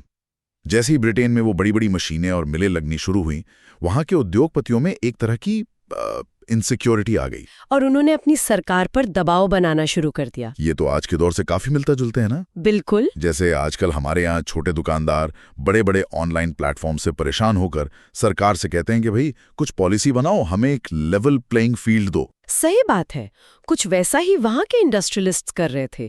वो कह रहे थे कि भारत से आने वाले इस बेहतरीन और सस्ते कपड़े से हमारी लोकल इंडस्ट्री को बचाइए, वरना हम तो बर्बाद हो जाएंगे। और फिर सरकार ने उनकी बात मान ली। और उस दबाव का नतीजा ये हुआ कि ब्रिटिश सरकार ने भारतीय कपड़ों पर भारी भरकम टैरिफ्स लगा दिए। अब टैरिफ को आप एक तरह का एंट्री टैक्स समझ सकते हैं। मतलब बाहर से आने वाले सामान पर टैक्स? हाँ, जब कोई सामान देश के बाजार में आता है तो उस पर ये टैक्स लगता है, जिससे वो महंगा हो जाता है। इसका सीधा मकसद होता है अपने देश के बने सामान को बाजार में सस्ता रखकर उसे एक अनफेयर एडवांटेज देना। इसी को प्रोटेक्शनिज्म कहते हैं। एक मिनट, लेकिन क्या ये स्वाभाविक नहीं है? आज भी तो हर देश, अमेरिका से लेकर चीन तक, अपनी इंडस्ट्री को बचाने के लिए टैरिफ लगाता है। भारत भी तो मेक इन इंडिया को प्रमोट करने के लिए लगाता है। तो इसमें और उसमें क्या फर्क था? बहुत अच्छा सवाल है, और सतह पर देखने पर ये एक जैसा लगता है, लेकिन जमीन आसमान का फर्क है। अच्छा। आज जब भारत टैरिफ लगाता है तो वो एक आजाद देश है जो अपनी आर्थिक नीति खुद तय कर रहा है। लेकिन उस समय ब्रिटेन भारत पर शासन कर रहा था, तो ये खेल एक तरफा था। एक तरफा कैसे? उन्होंने भारतीय माल को ब्रिटेन में घुसने से रोकने के लिए तो टैरिफ लगाए, लेकिन ब्रिटिश माल को भारत में बिना किसी रोक टोक, बिना किसी टैक्स के आने दिया। ये प्रोटेक्शनिज्म नहीं, ये इकोनॉमिक वॉरफेयर था। समझ गया। समझ गया। मतलब एक देश अपनी ताकत का इस्तेमाल करके दूसरे देश की इंडस्ट्री को जानबूझकर तबाह कर रहा था। ये ऐसा है जैसे रेस में एक धावक दूसरे के पैर बांध दे और फिर कहे कि अब दौड़ो। मतलब ये कोई फेयर कंपटीशन था ही नहीं, ये तो पूरी तरह से धांधली थी। बिल्कुल। और इसका असर तो बहुत भयानक हुआ होगा फिर। आंकड़े चौंकाने वाले हैं। 1800 के आसपास भारत के कुल निर्यात में सूती कपड़ों का हिस्सा लगभग 30% था। 30%, ये बहुत बड़ा नंबर है। बहुत बड़ा। लेकिन 1815 तक, यानी सिर्फ 15 साल में, ये आधा होकर 15% पर आ गया। सिर्फ 15 साल में आधा। और 1870 आते आते तो ये 3% से भी कम हो गया। 70 साल के अंदर 30% से गिरकर 3% पर। ये तो किसी इंडस्ट्री का धीरे धीरे कम होना नहीं है, ये तो पूरी की पूरी इंडस्ट्री की हत्या कर देने जैसा है। बिल्कुल। मैं तो सोच रहा हूँ कि हमारे कारीगरों पर, हमारे बुनकरों पर क्या असर पड़ा होगा। मतलब लाखों लोगों का रोजगार रातों रात छिन गया। पूरे के पूरे गांव जो सदियों से यही काम करते आ रहे थे, वो वीरान हो गए होंगे। ये सिर्फ आर्थिक आंकड़े नहीं है, ये लाखों परिवारों की बर्बादी की कहानी है। हाँ, और इसी से मेरा अगला सवाल आता है, अगर हमारा सबसे मशहूर प्रोडक्ट, हमारे कपड़े, बिकने ही बंद हो गए, तो फिर देश चल कैसे रहा था? हम दुनिया को कुछ तो बेच रहे होंगे ना? What then did India export? और यहीं पर वो स्ट्रक्चरल चेंज दिखाई देता है जिसकी हम बात कर रहे थे। अच्छा। जहां एक तरफ तैयार माल यानी मैन्युफैक्चर्ड गुड्स का निर्यात तेजी से गिरा, वहीं दूसरी तरफ कच्चा माल यानी रॉ मटेरियल्स का निर्यात उतनी ही तेजी से आसमान छूने लगा। इसके भी आंकड़े हमारे पास। हाँ, और वो भी उतने ही ड्रामेटिक हैं। कच्ची कपास यानी रॉ कॉटन का निर्यात, जो 1812 में भारत के कुल निर्यात का सिर्फ 5% था। सिर्फ 5%? हाँ, वो 1871 तक 7 गुना बढ़कर 35% हो गया। 5 से 35%? इस पर थोड़ा रुककर सोचने की जरूरत है। ये तो कुछ ऐसा हुआ कि कोई वर्ल्ड फेमस शेफ है जो अपनी बिरयानी के लिए मशहूर है, और कोई उससे उसका रेस्टोरेंट छीन कर उसे सिर्फ चावल और मसाले सप्लाई करने के काम पर लगा दे। बिल्कुल सही पकड़ा आपने। और फिर वो दूसरा आदमी उसी के चावल मसालों से बिरयानी बनाकर उसी शेफ को और पूरी दुनिया को बेचे। वाओ! हमने वैल्यू एडिशन करना बंद कर दिया। हम जो कपड़ा बनाकर 100 रुपए में बेचते थे, अब बस 5 रुपए की कच्ची कपास बेच रहे थे, ताकि अंग्रेज उसी कपास को अपने मैनचेस्टर की मिलों में ले जाकर कपड़ा बनाए और फिर वही कपड़ा वापस हमें 200 रुपए में बेचें। मतलब हमें एक प्रोड्यूसर से एक सप्लायर बना दिया गया। हमारी पूरी इकोनॉमिक आइडेंटिटी ही बदल दी गई। एग्जैक्टली। और कच्ची कपास के अलावा आपने नील और अफीम का भी जिक्र किया था। हाँ, कच्ची कपास के अलावा नील यानी इंडिगो एक बड़ा एक्सपोर्ट था, और उसकी खेती के लिए किसानों पर जो अत्याचार हुए वो तो एक अलग ही दर्दनाक कहानी है। लेकिन इन सबसे ज्यादा कुख्यात और कह सकते हैं अनैतिक व्यापार था अफीम का, ओपियम। अफीम का व्यापार, ये तो हमेशा से बहुत कंट्रोवर्शियल रहा है। ये सिस्टम काम कैसे करता था? ये सिस्टम कॉलोनियलिज्म की क्रूरता का शायद सबसे बड़ा उदाहरण है। ये एक त्रिकोणीय व्यापार था, एक ट्रायंगुलर ट्रेड, जिसे बहुत शातिर तरीके से डिजाइन किया गया था। त्रिकोणीय व्यापार मतलब? मॉडल समझिए। स्टेप 1, ब्रिटिश सरकार भारत के किसानों पर जबरदस्ती करके उनसे अफीम की खेती करवाती थी, उनकी खाने की फसलों की जगह पर। हाँ बिल्कुल, जिससे भारत में भुखमरी भी बढ़ी। स्टेप 2, इस अफीम को अवैध रूप से चीन भेजा जाता था और वहां के लोगों को इसकी लत लगाई जाती थी। ये एक तरह का नार्को टेररिज्म था। और स्टेप 3? स्टेप 3, चीन में अफीम बेचकर जो पैसा मिलता था, ब्रिटेन उस पैसे से चीन से अपनी पसंदीदा चीजें खरीदता था, जैसे चाय, रेशम, जिनका यूरोप में बहुत शौक था। अरे बाप रे! मतलब एक मिनट, मतलब भारत की जमीन और किसान बर्बाद हों, हाँ, चीन का समाज नशे में बर्बाद हो, बिल्कुल, और उस बर्बादी से मिले पैसे से ब्रिटेन अपनी चाय की पार्टियां करे और अमीर होता जाए। यही था वो सिस्टम। ये कैलकुलेटेड एक्सप्लॉयटेशन था। सारा फायदा ब्रिटेन का और सारा नुकसान भारत और चीन का। ये तो किसी मॉडर्न कॉर्पोरेट साजिश से भी ज्यादा भयानक है। तो एक तरफ हमारा तैयार माल बाहर जाना बंद हो गया और दूसरी तरफ हम कच्चा माल और अफीम बाहर भेज रहे थे। लेकिन कहानी में एक और परत है। और वो क्या? 19वीं सदी आते आते ब्रिटिश मिलों में बना सस्ता सामान भारतीय बाजार में इस कदर भर गया कि हमारे अपने बचे खुचे कारीगर और उद्योग भी पूरी तरह तबाह हो गए। और इसी वजह से वो ट्रेड सरप्लस वाली बात सामने आई होगी। एग्जैक्टली। ट्रेड सरप्लस का मतलब आसान भाषा में ये है कि ब्रिटेन भारत को जितना सामान बेच रहा था उसकी कीमत भारत से खरीदे जाने वाले सामान की कीमत से कहीं ज्यादा थी। मतलब वो हमें 100 रुपए का माल बेच रहा था और हमसे सिर्फ 60 रुपए का कच्चा माल खरीद रहा था। हाँ, तो ब्रिटेन के पास हमेशा भारत के साथ व्यापार में 40 रुपए का फायदा यानी सरप्लस बना रहता था। तो मेरा सीधा सा सवाल है, इस अतिरिक्त पैसे का, इस सरप्लस का ब्रिटेन ने क्या किया? क्या वो पैसा भारत की तरक्की के लिए वापस यहीं इन्वेस्ट हुआ? यहीं पर उपनिवेशवाद का असली छिपा हुआ खेल समझ आता है। जवाब है नहीं। तो फिर ब्रिटेन ने इस सरप्लस का इस्तेमाल अपने दूसरे घाटे पूरे करने के लिए किया। इसे समझने के लिए मल्टीलैटरल सेटलमेंट सिस्टम को समझना होगा। ये सुनने में थोड़ा कॉम्प्लिकेटेड लग रहा है। नहीं, है बहुत सरल। एक उदाहरण से समझिए। मान लीजिए ब्रिटेन को अमेरिका से बहुत सारा सामान खरीदना है, लेकिन ब्रिटेन के पास अमेरिका को बेचने के लिए उतना कुछ नहीं है। तो ब्रिटेन का अमेरिका के साथ ट्रेड डेफिसिट यानी व्यापारिक घाटा हो गया? बिल्कुल। उसे अमेरिका को $100 देने हैं, पर वो अमेरिका को सिर्फ $70 का माल बेच पाया। अब बाकी $30 कहाँ से आएंगे? कहाँ से? तो ब्रिटेन ने क्या किया, उसने भारत के साथ जो उसका 40 रुपए का ट्रेड सरप्लस था, उसी पैसे का इस्तेमाल अमेरिका को भुगतान करने के लिए कर दिया। एक मिनट, ये तो अविश्वसनीय है। आप ये कह रही हैं कि हम जो मेहनत करके पैसा कमा रहे थे, वो पैसा भारत में वापस आने के बजाय सीधे सीधे ब्रिटेन के दूसरे देशों के साथ बिल चुकाने में चला जा रहा था? हाँ, भारत की कमाई से ब्रिटेन के बिल चुकाए जा रहे थे। मतलब हमारी कमाई से वो अमेरिका और यूरोप में शॉपिंग कर रहे थे। हाँ, हमारा पैसा हमारे देश में रुक ही नहीं रहा था। यही सच्चाई थी। इस व्यवस्था ने भारत को 19वीं सदी की विश्व अर्थव्यवस्था में एक बहुत ही महत्वपूर्ण लेकिन शोषित भूमिका में डाल दिया। भारत अनजाने में पूरी दुनिया में ब्रिटेन के घाटे को पूरा करने का एक एटीएम बन गया था। ये तो दिमाग हिला देने वाली बात है। क्या ये लूट सिर्फ व्यापार के जरिए ही हो रही थी या इसके और भी तरीके थे? और भी तरीके थे।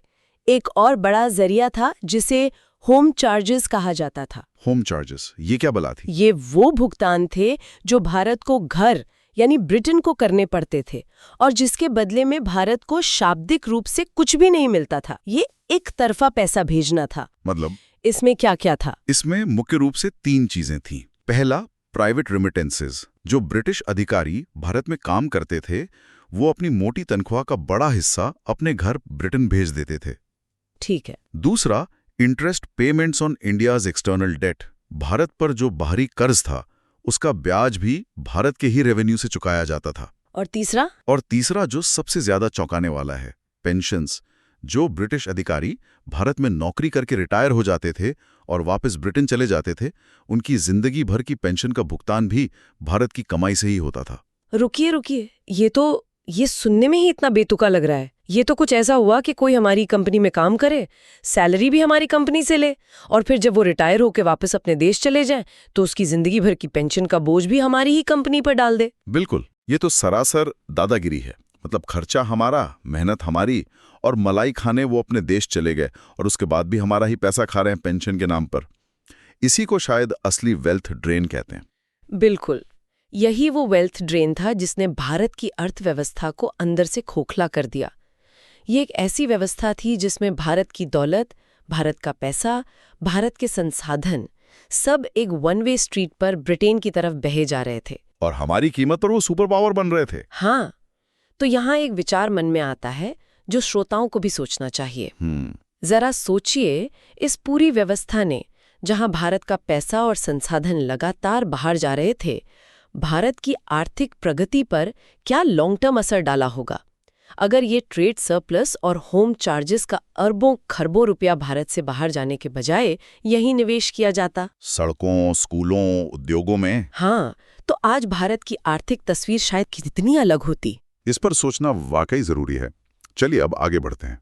ठीक है, अब हम इंटर वॉर इकोनॉमी पर चर्चा करेंगे।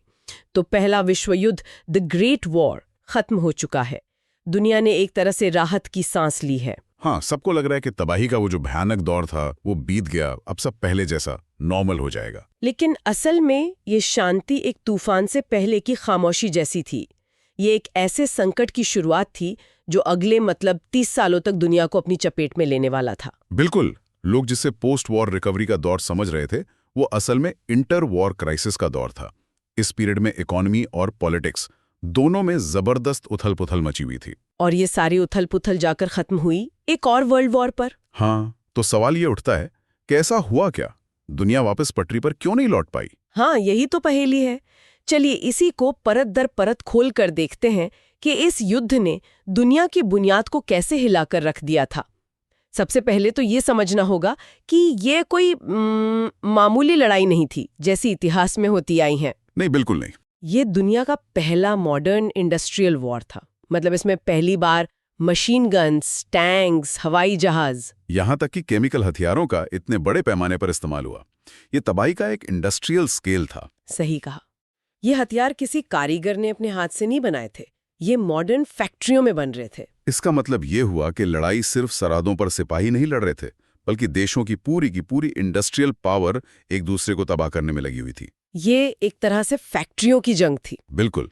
लाखों सैनिकों को भर्ती करना, उन्हें जहाज़ों और ट्रेनों से मोर्चे पर भेजना, उन तक हथियार और खाना पहुंचाना, ये सब एक बहुत बड़ा लॉजिस्टिकल ऑपरेशन था जो बिना मॉडर्न इंडस्ट्री के मुमकिन ही नहीं था। और इस इंडस्ट्रियल वॉर की कीमत इंसानों ने चुकाई। आंकड़े तो मतलब दिमाग सुन कर देते हैं। करीब 90 लाख लोग मारे गए और 2 करोड़ घायल हुए। और ये सिर्फ आंकड़े नहीं है, ये वो लोग थे जो किसी भी देश की वर्किंग एज पॉपुलेशन होते हैं, काम करने वाले, कमाने वाले, परिवार चलाने वाले नौजवान। हाँ। इसे ऐसे सोचिए जैसे किसी परिवार का कमाने वाला ही चला जाए तो उस घर की आर्थिक कमर कैसे टूट जाती है। अब इसी को पूरे यूरोप के लेवल पे सोच कर देखिए। लाखों घर बेसहारा हो गए। और इसका एक बहुत गहरा सामाजिक असर भी हुआ जिसकी शायद किसी ने उम्मीद नहीं की थी। बिल्कुल। जब सारे मर्द लड़ने चले गए तो फैक्ट्रियों को कौन चलाता? समाज को चलाना तो था। तो जिन नौकरियों को हमेशा से सिर्फ मर्दों का काम माना जाता था, उन्हें करने के लिए महिलाएं घरों से बाहर निकली। हाँ, हमारे सोर्स में जो म्यूनिशंस फैक्ट्री की तस्वीर है जहां औरतें बम और गोलियां बना रही हैं, वो इसी बदलाव का प्रतीक है। ये सिर्फ नौकरी करना नहीं था, ये पेट्रियार्कल सोसाइटी की तय की हुई सीमाओं को लांघना था। मतलब एक तरह से मजबूरी में ही सही, लेकिन महिलाओं को एक नई भूमिका मिली। बिल्कुल। और इससे उनका आत्मविश्वास बढ़ा, समाज में उनकी जगह को लेकर एक नई बहस छिड़ गई। युद्ध ने अनजाने में ही सही औरतों के हक की लड़ाई को एक नई ताकत दे दी थी। और आर्थिक मोर्चे पर तो दुनिया का पावर स्ट्रक्चर ही बदल गया। जो देश सदियों से एक दूसरे के साथ व्यापार करते थे वो अब जानी दुश्मन बन गए थे। और ब्रिटेन, जो उस वक्त की अकेली सुपर पावर था, जिसके बारे में कहते थे कि उसके साम्राज्य में सूरज कभी नहीं डूबता, वो इस युद्ध में दिवालिया होने की कगार पे आ गया। उसे युद्ध के खर्चे के लिए पहली बार किसी से उधार मांगना पड़ा, और वो भी अमेरिकी बैंकों और अमेरिकी जनता से। और यहीं से 20वीं सदी का सबसे बड़ा पावर शिफ्ट शुरू हुआ। तो असल में युद्ध के मैदान में गोलियां यूरोप में चल रही थीं, लेकिन दुनिया की आर्थिक तिजोरी की चाबियां चुपचाप लंदन से निकलकर न्यूयॉर्क जा रही थीं। अच्छा। युद्ध ने अमेरिका को एक इंटरनेशनल डेटर यानी कर्जदार से एक इंटरनेशनल क्रेडिटर यानी दुनिया का सबसे बड़ा साहूकार बना दिया। मतलब युद्ध खत्म होते होते अमेरिका और उसके नागरिकों की विदेशों में इतनी संपत्ति थी जितनी विदेशी सरकारों की अमेरिका में नहीं थी। एग्जैक्टली। पावर का सेंटर ऑफ ग्रेविटी अटलांटिक के पार शिफ्ट हो चुका था। युद्ध के बाद ब्रिटेन की हालत उस पहलवान जैसी थी जो मैच तो जीत गया हो लेकिन इतना घायल हो गया हो कि अब दोबारा लड़ने की हिम्मत न बची हो। सही मिसाल है। वो दुनिया की सबसे बड़ी इकोनॉमी थे, लेकिन अब गहरे संकट में थे। और जब ब्रिटेन युद्ध में उलझा हुआ था, तब भारत और जापान जैसे देशों में इंडस्ट्रीज को पनपने का मौका मिल गया। इसे ऐसे समझिए जैसे बाजार की सबसे बड़ी, सबसे पुरानी दुकान किसी वजह से कुछ साल बंद रहे। तो इस बीच छोटी छोटी नई दुकानें उसके सारे ग्राहक तोड़ लेती हैं। ब्रिटेन के साथ भी यही हुआ। युद्ध के बाद वो भारतीय बाजार में अपना दबदबा वापस नहीं पा सका, क्योंकि यहाँ लोकल इंडस्ट्रीज मजबूत हो चुकी थीं। और अंतर्राष्ट्रीय स्तर पर जापान से मुकाबला करना भी बहुत मुश्किल हो गया होगा। बहुत मुश्किल। ऊपर से अमेरिका का वो भारी कर्ज सिर पर था जिसका ब्याज चुकाना पड़ रहा था। और आम लोगों के लिए तो हालात और भी बुरे थे। युद्ध के समय तो एक इकोनॉमिक बूम था। हाँ, सेना के लिए सामान बनाना था तो प्रोडक्शन जोरों पर था, लोगों के पास रोजगार था। लेकिन जैसे ही युद्ध खत्म हुआ, ये बुलबुला फूट गया। फैक्ट्रियों में ताले लगने लगे, प्रोडक्शन ठप हो गया और बेरोजगारी आसमान छूने लगी। 1921 में तो हर 5 में से 1 ब्रिटिश वर्कर बेरोजगार था। सोचिए, पहले युद्ध का ट्रॉमा और फिर घर आकर बेरोजगारी की चिंता। एक अजीब सी बेचैनी और अनिश्चितता का माहौल था। और ये संकट सिर्फ इंडस्ट्री तक ही सीमित नहीं था, है ना? नहीं, बिल्कुल नहीं। खेती किसानी वाली अर्थव्यवस्थाएं जो दुनिया की आबादी का बड़ा हिस्सा थी, वो भी एक अजीब संकट में फंस गईं।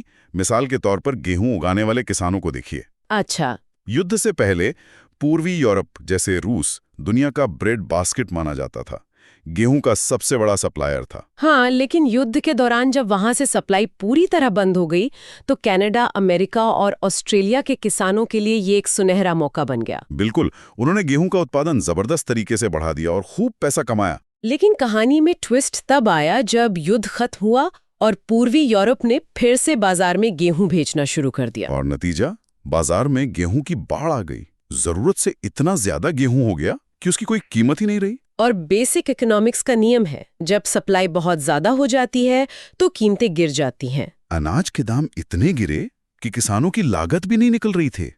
वो कर्ज में और गहरे डूब गए। ये तो बिल्कुल वैसा ही है जैसा कभी-कभी हमारे देश में प्याज या टमाटर के किसानों के साथ होता है। हाँ, बिल्कुल। जब फसल बम्पर होती है तो दाम इतने गिर जाते हैं कि उन्हें अपनी फसल सड़क पर फेंकनी पड़ती है। बिल्कुल वही हाल दुनिया भर के गेहूं किसानों का हुआ।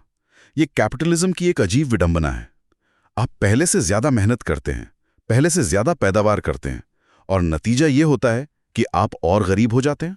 तो एक तरफ ब्रिटेन जैसा पुराना पावर हाउस लड़खड़ा रहा था, किसान कर्ज में डूब रहे थे, लेकिन अटलांटिक के उस पार एक बिल्कुल अलग कहानी लिखी जा रही थी। सही।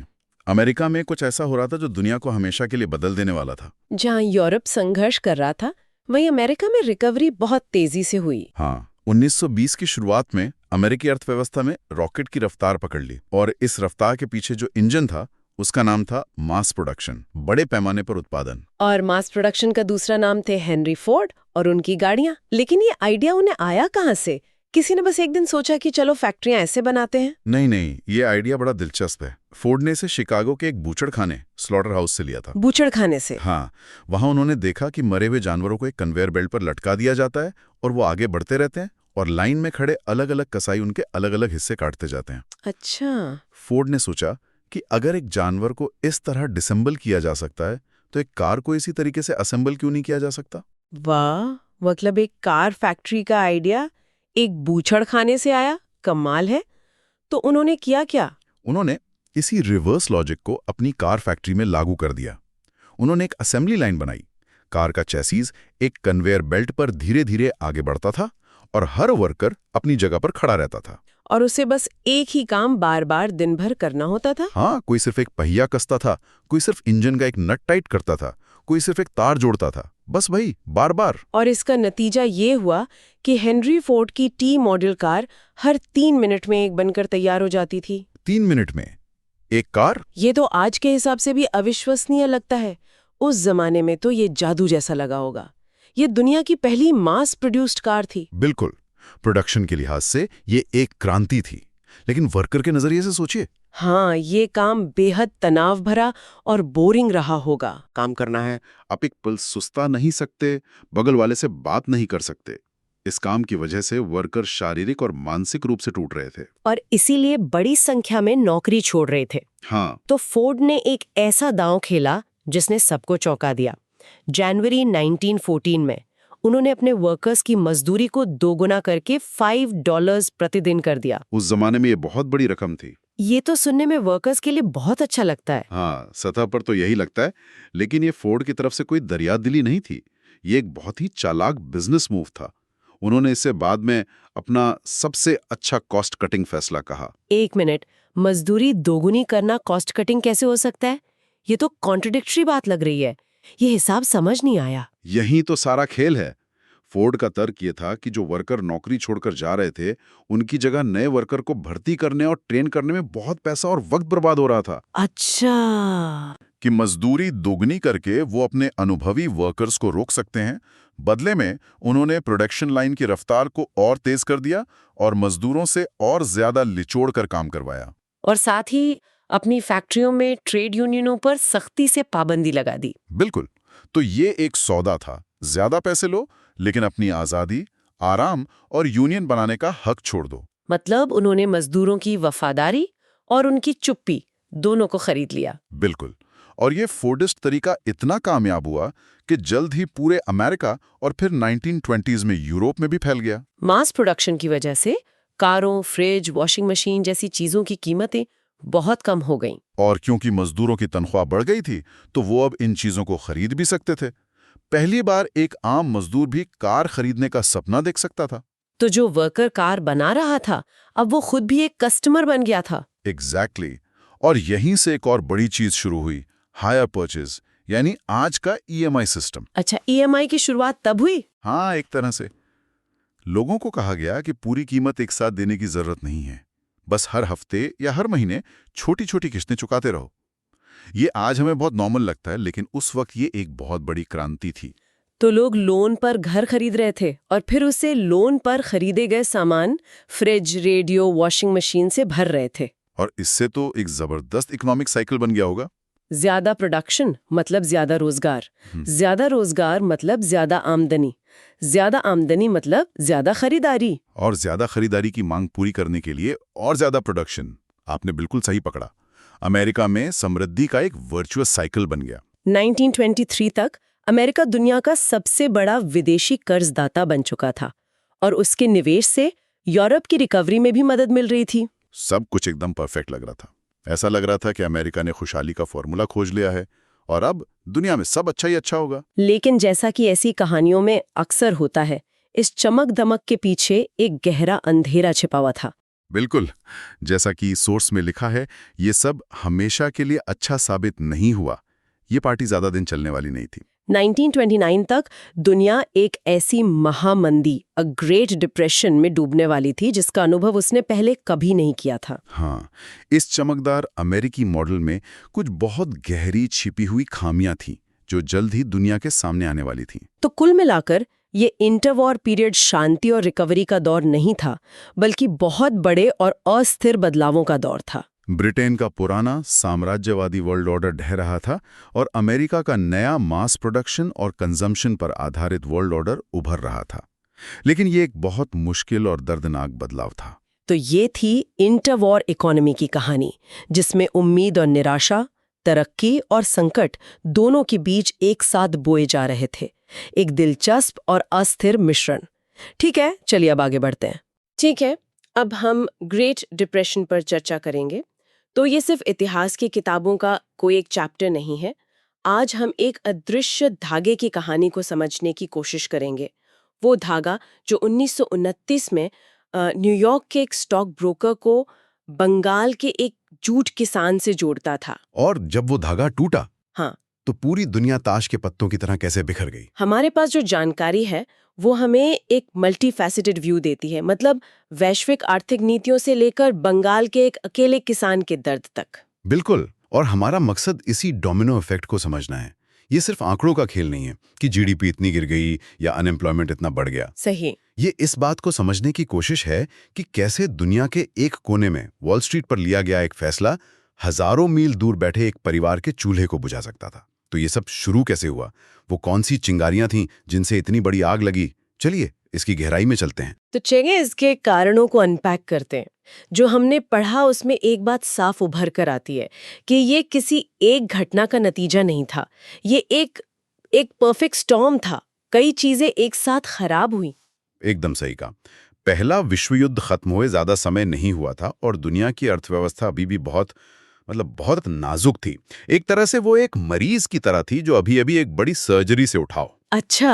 और इस कमजोर मरीज को सबसे पहली और सबसे बड़ी बीमारी लगी एग्रीकल्चरल ओवर प्रोडक्शन की, यानी खेती में जरूरत से ज्यादा पैदावार। और ये अपने आप में एक बहुत ही अजीब सी स्थिति है, एक पैराडॉक्स है। मतलब ज्यादा फसल होना तो अच्छी बात होनी चाहिए, हाँ, है ना? लेकिन यहाँ यही सबसे बड़ी समस्या बन गई। कीमतें गिर रही थीं, तो किसानों ने अपनी इनकम बनाए रखने के लिए सोचा कि चलो और ज्यादा उगाते हैं ताकि ज्यादा बेचकर घाटा पूरा हो जाए। पर जब सबने ऐसा ही सोचा तो बाजार में फसल का सैलाब आ गया और कीमतें और भी ज्यादा धड़ाम से नीचे गिर गईं। ये एक विशेष साइकिल बन गया था। कीमतें गिरी तो किसानों ने उत्पादन बढ़ाया, उत्पादन बढ़ा तो कीमतें और गिरी।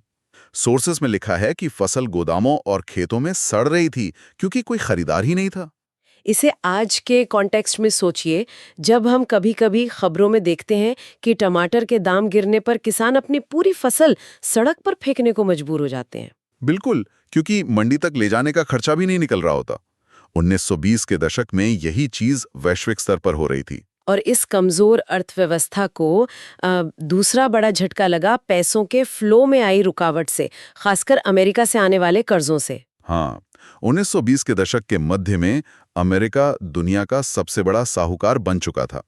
फर्स्ट वर्ल्ड वॉर के बाद यूरोप के कई देश, खासकर जर्मनी, पुनर्निर्माण के लिए अमेरिकी कर्जों पर बहुत ज्यादा निर्भर थे। तो दुनिया भर में कई देश अपने बड़े बड़े इन्वेस्टमेंट्स यूएस लोन्स से फाइनेंस कर रहे थे। सही। मतलब अमेरिका दुनिया का एटीएम बना हुआ था और बाकी दुनिया उस एटीएम से पैसे निकालकर अपना काम चला रही थी। और फिर अचानक एक दिन उस एटीएम पर ढोकांश का बोर्ड लग गया। कुछ ऐसा ही समझिए।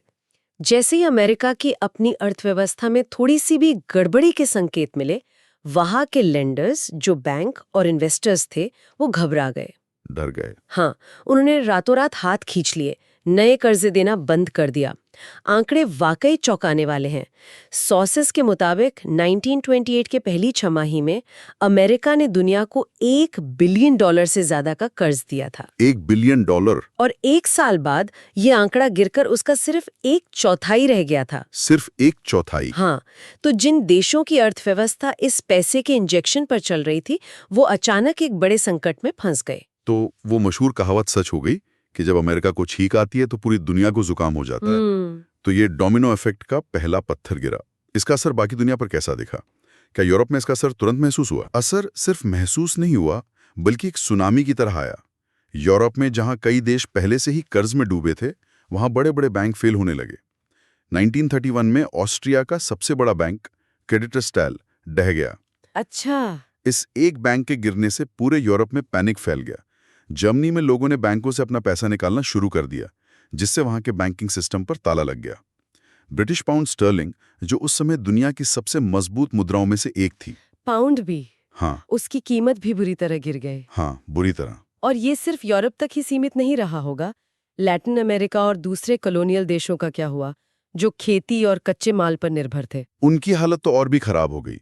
ब्राजील जैसे देश, जिनकी पूरी अर्थव्यवस्था कॉफी के निर्यात पर टिकी थी, बर्बाद हो गए। कॉफी पर? हाँ, कॉफी की कीमतें इतनी गिर गई कि सरकार को हजारों टन कॉफी जलाकर नष्ट करनी पड़ी, सिर्फ इसलिए ताकि बाजार में कीमतें और न गिरें। बाप रे। चिली, जो तांबे का बड़ा निर्यातक था, उसकी इकॉनमी कोलैप्स कर गई।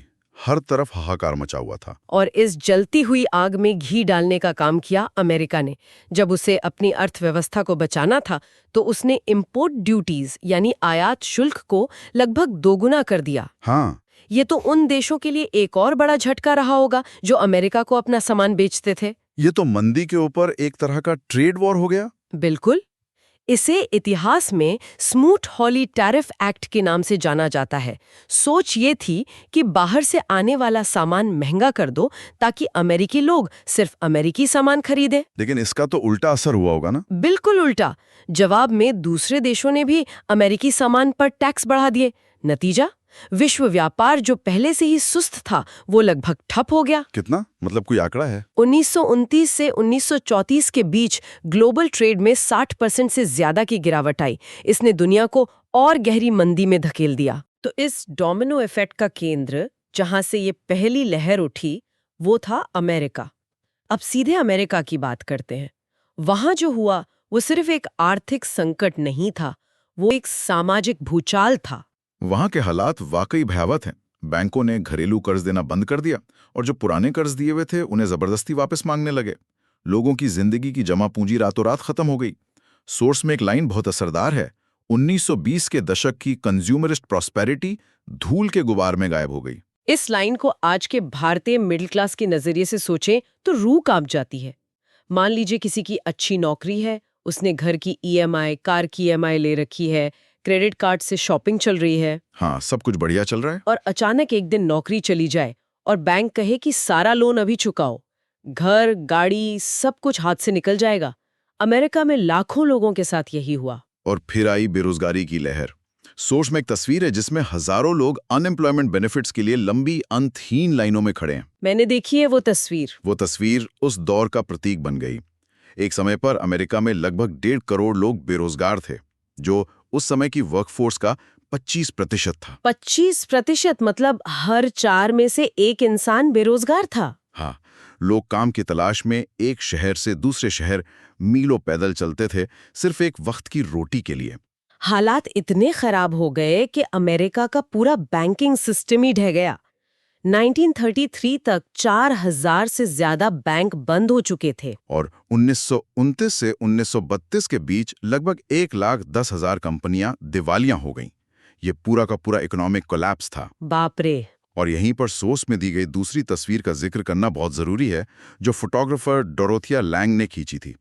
माइग्रेंट मदर नाम की ये तस्वीर इस पूरे संकट का मानवीय चेहरा बन गई। हाँ, वो बहुत ही मार्मिक तस्वीर है। एक माँ जिसके चेहरे पर चिंता और बेबसी की लकीरें हैं और उसके बच्चे उसके कंधों से चिपके हुए हैं। बिल्कुल। ये सुनना भी मुश्किल है, एक तस्वीर के पीछे इतनी बड़ी कहानी।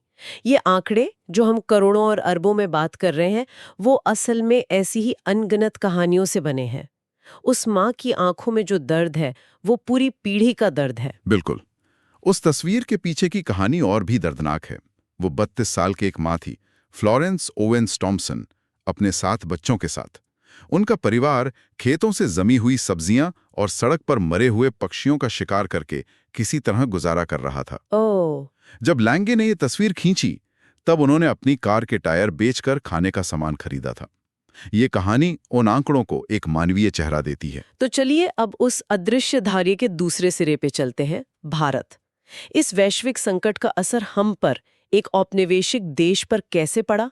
सोर्स कहता है कि ये घटना दिखाती है कि 20वीं सदी की शुरुआत तक ग्लोबल इकोनॉमी कितनी ज्यादा इंटीग्रेटेड हो चुकी थी। हाँ, औपनिवेशिक भारत की अर्थव्यवस्था दुनिया से पूरी तरह जुड़ी हुई थी, लेकिन हमारे शर्तों पर नहीं। हम कच्चे माल के बड़े एक्सपोर्टर थे, कपास, जूट, गेहूं और ब्रिटेन में बने तैयार माल के इंपोर्टर। तो जब वैश्विक व्यापार ठप हुआ, तो इसका सीधा असर हम पर पड़ा। बिल्कुल। 1928 और 1934 के बीच भारत का एक्सपोर्ट और इंपोर्ट दोनों लगभग आधा हो गया। आधा? और कीमतें यहाँ भी गिरी होंगी। सोर्स में एक आंकड़ा मुझे चौंका गया, गेहूं की कीमत 50% तक गिर गई। 50%? एक मिनट, इसका मतलब तो ये हुआ कि अगर एक किसान ने 100 रुपए लगा के फसल उगाई, तो उसे वापस 50 रुपए भी नहीं मिल रहे थे। ये तो सीधी सीधी बर्बादी है। बिल्कुल। और किसानों पर शहरी लोगों से कहीं ज्यादा मार पड़ी। और सोर्स एक बहुत जरूरी और क्रूर बात बताता है। गिरती कीमतों के बावजूद औपनिवेशिक सरकार ने अपनी रेवेन्यू डिमांड्स यानी लगान कम करने से साफ इनकार कर दिया। मतलब आमदनी अठन्नी और खर्चा रुपया। हाँ, किसान दोहरी मार झेल रहा था। एक तरफ उसकी आमदनी आधी हो गई, दूसरी तरफ सरकार का टैक्स उतना ही रहा। बंगाल के जूट उत्पादकों का उदाहरण इस दर्द को और भी साफ कर देता है। वो कच्चा जूट उगाते थे जिसे बोरियां बनाने के लिए दुनिया भर में एक्सपोर्ट किया जाता था। जब फैक्ट्रियों में उत्पादन बंद हुआ तो बोरियों की जरूरत खत्म हो गई और जूट की मांग भी गिर गई। हाँ, नतीजा कच्चे जूट की कीमत 60% से ज्यादा गिर गई। जिन किसानों ने बेहतर समय की उम्मीद में साहूकारों से कर्ज लिया था, वो कर्ज के ऐसे जाल में फंसे कि उससे कभी निकल ही नहीं पाए। सोर्स में उन जूट उगाने वालों का एक दर्द भरा गीत भी है, जो उनकी लाचारी को दिखाता है। ज्यादा नकदी की उम्मीद में और जूट उगाओ भाइयों, जूट की लागत और कर्ज तुम्हारी उम्मीदों को तोड़ देंगे। व्यापारी घर बैठे केवल 5 रुपए मन का भुगतान करेंगे। इस गीत में उम्मीद और फिर हताशा का पूरा चक्र समाया हुआ है। इसी हताशा और गरीबी में लोगों ने अपनी आखिरी चीजें भी बेच दी, अपने घर के गहने, सोना चांदी। और यहाँ एक बहुत बड़ी विडंबना छिपी है। मशहूर अर्थशास्त्री जॉन मेनार्ड कीन्स ने उस समय कहा था कि भारतीय सोने के निर्यात ने वैश्विक आर्थिक सुधार को बढ़ावा दिया। ये तो एक अजीब और दुखद विडंबना है।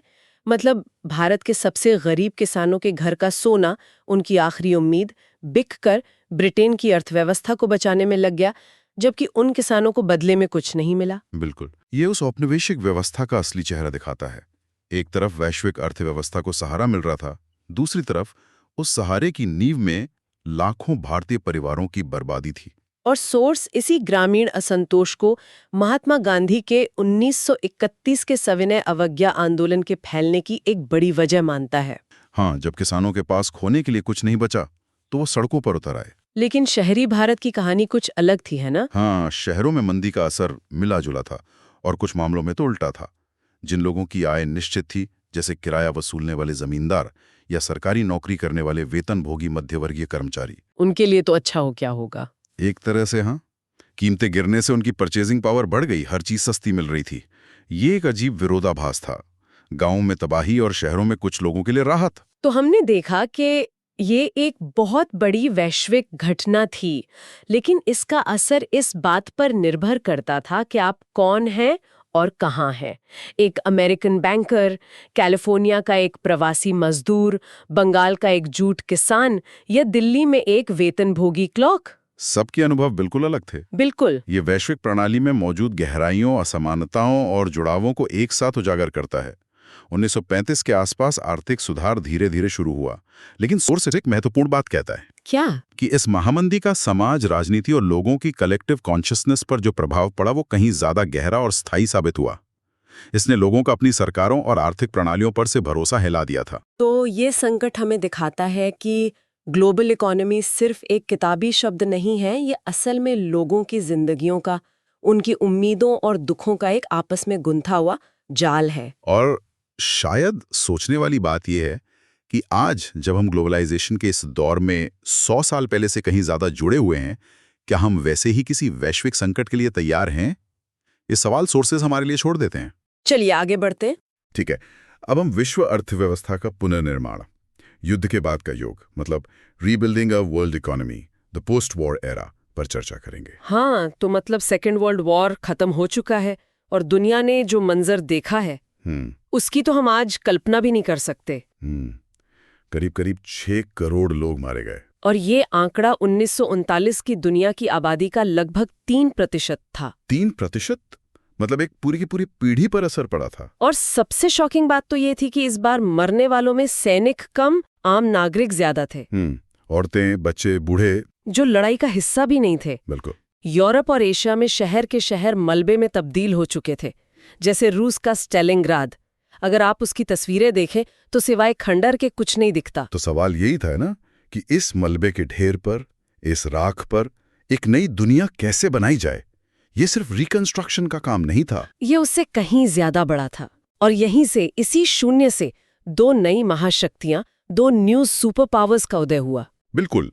एक तरफ अमेरिका, हाँ, जो पश्चिमी दुनिया में एक इकोनॉमिक, पॉलिटिकल और मिलिट्री पावर के तौर पर उभरा, और दूसरी तरफ सोवियत संघ, जिसने नाजी जर्मनी को हराने के लिए भारी कुर्बानियां दी थीं और खुद को एक पिछड़े कृषि प्रधान देश से एक विश्व शक्ति में बदल लिया था। तो इतने बड़े विनाश के बाद उस समय के जो अर्थशास्त्री और राजनेता थे, उन्होंने क्या सबक सीखा?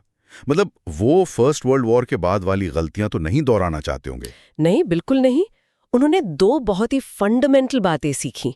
पहली ये कि अगर किसी सोसाइटी में मास प्रोडक्शन हो रहा है, बड़े पैमाने पर उत्पादन, हाँ, तो उसे बनाए रखने के लिए मास कंजम्पशन यानी बड़े पैमाने पर खपत भी होनी चाहिए। इसे एक आसान उदाहरण से समझते हैं।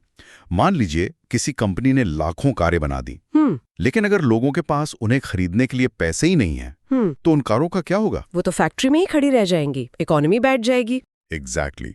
और लोगों के पास पैसा तभी होगा जब उनके पास एक स्थिर आय, एक स्टेबल इनकम होगी। और स्टेबल इनकम के लिए चाहिए स्टेबल एम्प्लॉयमेंट। लेकिन बाजार अकेले फुल एम्प्लॉयमेंट की गारंटी नहीं दे सकता था। ये तो ग्रेट डिप्रेशन ने दिखा दिया था। बिल्कुल। इसलिए ये तय हुआ कि अब सरकारों को इंटरवीन करना होगा। उन्हें कीमतों, उत्पादन और रोजगार में जो उतार चढ़ाव आते हैं, उन्हें कम करने के लिए दखल देना होगा। ओके, तो ये था पहला सबक। और दूसरा सबक जुड़ा था एक देश के बाहरी दुनिया के साथ इकोनॉमिक रिलेशन से। मतलब फुल एम्प्लॉयमेंट का लक्ष्य तभी हासिल हो सकता है जब सरकारों के पास flow of goods, capital and labour को कंट्रोल करने की शक्ति हो। ये तो घर का बजट संभालने जैसा हो गया। आपको पता होना चाहिए कि बाहर से कितना पैसा आ रहा है, घर से कितना जा रहा है, और उस पर एक नियंत्रण रखना जरूरी है। बिल्कुल यही बात है। तो संक्षेप में कहें तो युद्ध के बाद की जो इंटरनेशनल इकोनॉमिक सिस्टम थी, उसका मुख्य उद्देश्य था इकोनॉमिक स्टेबिलिटी और फुल एम्प्लॉयमेंट। हाँ, औद्योगिक दुनिया में। और इसी लक्ष्य को हासिल करने के लिए एक बहुत बड़ी कॉन्फ्रेंस हुई, वही ब्रेटन वुड्स वाली, है ना? हाँ, जुलाई 1944 में अमेरिका के न्यू हैम्पशायर में United Nations monetary and financial conference. और इसी कॉन्फ्रेंस में 2 बड़े इंस्टीट्यूशंस बने, अंतर्राष्ट्रीय मुद्रा कोष यानी इंटरनेशनल मॉनेटरी फंड IMF और विश्व बैंक जिसे वर्ल्ड बैंक कहते हैं। इन्हें ब्रेटन वुड्स ट्विन्स भी कहा जाता है। तो इनका काम क्या था अलग अलग? देखिए, आईएमएफ का काम था सदस्य देशों के एक्सटर्नल सरप्लसेस एंड डेफिसिट से निपटना, मतलब देशों के विदेशी व्यापार के हिसाब किताब को बैलेंस रखना। ओके। और वर्ल्ड बैंक को पोस्ट वॉर रिकंस्ट्रक्शन के लिए फाइनेंस देने का काम सौंपा गया। लेकिन यहाँ एक ट्विस्ट था, इन संस्थानों में फैसले कौन लेता था? मतलब पावर किसके हाथ में थी? और यही सबसे जरूरी बात है, डिसीजन मेकिंग प्रोसेस जो था वो पश्चिमी औद्योगिक शक्तियों द्वारा कंट्रोल था। मतलब अमेरिका? हाँ, अमेरिका के पास आईएमएफ और विश्व बैंक के बड़े फैसलों पर एक इफेक्टिव राइट ऑफ वीटो था। अच्छा, अब यहाँ असली दिलचस्प बात आती है, ये पूरा पैसे का सिस्टम काम कैसे करता था? तो ये जो ब्रेटन वुड्स प्रणाली थी, ये फिक्स्ड एक्सचेंज रेट्स पर आधारित थी। Fixed exchange rate? हाँ, इस सिस्टम में नेशनल करेंसीज जैसे भारतीय रुपया को एक फिक्स्ड एक्सचेंज रेट पर डॉलर से जोड़ दिया गया था। ओके। और खुद डॉलर को सोने यानी गोल्ड से जोड़ा गया था, जिसकी कीमत थी $35 प्रति ऑन्स सोना। एक मिनट, मतलब डॉलर दुनिया की सभी मुद्राओं का मॉनिटर बन गया और डॉलर का मॉनिटर था सोना? वाह! बिल्कुल। और आपको पता है, ये सिस्टम शुरू में काम कर गया। बहुत अच्छी तरह से। तो क्या ये सिस्टम सफल रहा? हाँ, शुरुआती दौर में तो बहुत सफल रहा। ब्रेटन वुड्स प्रणाली ने वेस्टर्न इंडस्ट्रियल देशों और जापान के लिए एक अनप्रेसिडेंटेड ग्रोथ का युग शुरू किया। अच्छा। 1950 और 1970 के बीच विश्व व्यापार हर साल 8% से ज्यादा और आय लगभग 5% की दर से बढ़ी। और विकास भी काफी स्थिर था, मतलब ज्यादा उतार चढ़ाव नहीं थे। ज्यादातर औद्योगिक देशों में बेरोजगारी दर 5% से भी कम थी। बिल्कुल। और इसी दौर में टेक्नोलॉजी और एंटरप्राइज का दुनिया भर में प्रसार हुआ। जो विकासशील देश थे वो भी एडवांस्ड इंडस्ट्रियल देशों के साथ बराबरी करने की जल्दी में थे। हाँ, तो उन्होंने आधुनिक तकनीक वाले इंडस्ट्रियल प्लांट्स और इक्विपमेंट इंपोर्ट करने में भारी मात्रा में पूंजी इन्वेस्ट की। लेकिन ये तो कहानी का एक पहलू हुआ। उन देशों का क्या जो अभी अभी आजाद हो रहे थे, जैसे भारत? बिल्कुल सही सवाल। जब दूसरा विश्व युद्ध खत्म हुआ, तब भी दुनिया के बड़े हिस्से यूरोपियन कॉलोनियल रूल के अधीन थे। लेकिन वो गरीबी, संसाधनों की कमी और लंबे औपनिवेशिक शासन के कारण पिछड़ गए थे। सही कहा। और आईएमएफ और विश्व बैंक तो उनकी मदद के लिए नहीं बनाए गए थे। उनका डिजाइन तो औद्योगिक देशों की वित्तीय जरूरतों को पूरा करने के लिए था। हाँ, वे पूर्व उपनिवेशों में गरीबी की चुनौती से निपटने के लिए तैयार नहीं थे। लेकिन जैसे जैसे यूरोप और जापान ने अपनी अर्थव्यवस्थाओं का पुनर्निर्माण किया, वे आईएमएफ और विश्व बैंक पर कम निर्भर हो गए। तो फिर इन इंस्टीट्यूशंस ने क्या किया? 1950 के दशक के अंत से इन संस्थानों ने अपना ध्यान विकासशील देशों की ओर शिफ्ट करना शुरू कर दिया। ये तो एक आयरनी है, मतलब जो देश अभी अभी औपनिवेशिक शक्तियों से आजाद हुए थे, अब उन्हें उन्हीं शक्तियों द्वारा कंट्रोल्ड अंतर्राष्ट्रीय एजेंसीज के मार्गदर्शन में आना पड़ा। और सिर्फ इतना ही नहीं, आजादी के कई सालों बाद भी जो पूर्व औपनिवेशिक शक्तियां थीं, वो अभी भी अपने पूर्व उपनिवेशों में खनिजों और भूमि जैसे महत्वपूर्ण संसाधनों को कंट्रोल करती थीं। और अमेरिका जैसे अन्य शक्तिशाली देशों के बड़े कॉर्पोरेशंस भी अक्सर विकासशील देशों के प्राकृतिक संसाधनों का बहुत सस्ते में शोषण करने का अधिकार हासिल कर लेते थे। तो इन नए आजाद देशों ने क्या किया? क्या उन्होंने इसे ऐसे ही स्वीकार कर लिया? नहीं, बिल्कुल नहीं। उन्होंने खुद को एक समूह के रूप में संगठित किया, ग्रुप ऑफ 77 यानी G77। अच्छा, G77। और उन्होंने एक नई अंतर्राष्ट्रीय आर्थिक व्यवस्था, new international economic order NIEO की मांग की। और इस NIEO का मतलब क्या था? वो क्या चाहते थे? वो एक ऐसी प्रणाली चाहते थे जो उन्हें उनके प्राकृतिक संसाधनों पर रियल कंट्रोल दे। उन्हें ज्यादा डेवलपमेंट असिस्टेंस मिले, उनके कच्चे माल के लिए उचित मूल्य मिले, और सबसे जरूरी, और विकसित देशों के बाजारों में उनके मैन्युफैक्चर्ड गुड्स के लिए बेहतर पहुंच हो। मतलब वो खेल के नियम बदलना चाहते थे। तो इस सब का क्या मतलब है? जो सिस्टम इतना सही लग रहा था, उसमें दरारें आने लगी। बिल्कुल। 1960 के दशक से अमेरिका के जो विदेशी मामलों में बढ़ती लागत थी, खासकर वियतनाम युद्ध, उसने उसकी वित्तीय और प्रतिस्पर्धी ताकत को कमजोर कर दिया। अमेरिकी डॉलर अब दुनिया की प्रमुख मुद्रा के रूप में अपना विश्वास खो रहा था। तो वो सोने के मुकाबले अपनी कीमत बनाए नहीं रख सका। बिल्कुल। और इसका नतीजा हुआ फिक्स्ड एक्सचेंज रेट्स की प्रणाली का कोलैप्स। और फिर एक नई प्रणाली की शुरुआत हुई। हाँ, टेम्पररी या फ्लोटिंग एक्सचेंज रेट्स की प्रणाली। ये फ्लोटिंग एक्सचेंज रेट क्या है? देखिए, फिक्स्ड दरें सरकार तय करती थीं, जैसे सिनेमा का टिकट। ओके। फ्लोटिंग दरें विदेशी मुद्रा बाजारों में करेंसीज की मांग और आपूर्ति के आधार पर घटती बढ़ती हैं, जैसे सब्जी मंडी में सब्जियों के दाम। अच्छा, समझ गया। और 1970 के दशक के मध्य से अंतर्राष्ट्रीय वित्तीय प्रणाली में भी महत्वपूर्ण बदलाव आए। कैसे बदलाव? पहले विकासशील देश ऋण और विकास सहायता के लिए अंतर्राष्ट्रीय संस्थानों की ओर देख सकते थे, लेकिन अब उन्हें पश्चिमी कमर्शियल बैंकों और प्राइवेट लेंडिंग इंस्टीट्यूशन से उधार लेने के लिए मजबूर किया गया। ये तो वैसा ही हुआ जैसे सरकारी बैंक से लोन न मिलने पर किसी निजी साहूकार के पास जाना पड़े, जिसकी ब्याज दरें बहुत ज्यादा होती हैं। और इसका परिणाम हुआ विकासशील दुनिया में समय समय पर डेट क्राइसिस, कम आय और बढ़ती गरीबी, खासकर अफ्रीका और लैटिन अमेरिका में। और इसी दौरान बहुराष्ट्रीय निगमों यानी एमएनसीज का भी विस्तार हो रहा था। हाँ, 1970s के दशक के अंत से एमएनसीज ने भी अपने उत्पादन कार्यों को कम मजदूरी वाले एशियाई देशों में स्थानांतरित करना शुरू कर दिया। और तभी चीन की विश्व अर्थव्यवस्था में वापसी हुई। बिल्कुल। चीन 1949 की क्रांति के बाद से युद्ध के बाद की विश्व अर्थव्यवस्था से कटा हुआ था। लेकिन चीन में नई आर्थिक नीतियों और सोवियत संघ के पतन ने कई देशों को विश्व अर्थव्यवस्था में वापस ला दिया। और चीन जैसे देशों में मजदूरी अपेक्षाकृत कम थी। इसीलिए आज हम देखते हैं कि ज्यादातर टीवी, मोबाइल फोन और खिलौने मेड इन चाइना होते हैं। हाँ, ये चीन की अर्थव्यवस्था की लो कॉस्ट स्ट्रक्चर, विशेष रूप से कम मजदूरी के कारण है।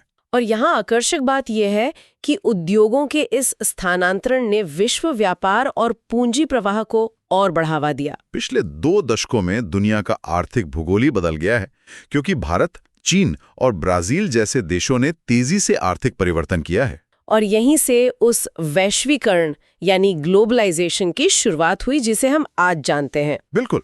ठीक है, तो हमें उम्मीद है कि आपको कक्षा 10वीं की एनसीईआरटी की किताब भारत और समकालीन विश्व के अध्याय 3 भूमंडलीकृत विश्व का बनना पर हमारी आज की चर्चा पसंद आई होगी। यूपीएससी विषयों पर ऐसी और चर्चाओं के लिए द यूपीएससी पॉडकास्ट चैनल को सब्सक्राइब करें। धन्यवाद। जय हिंद।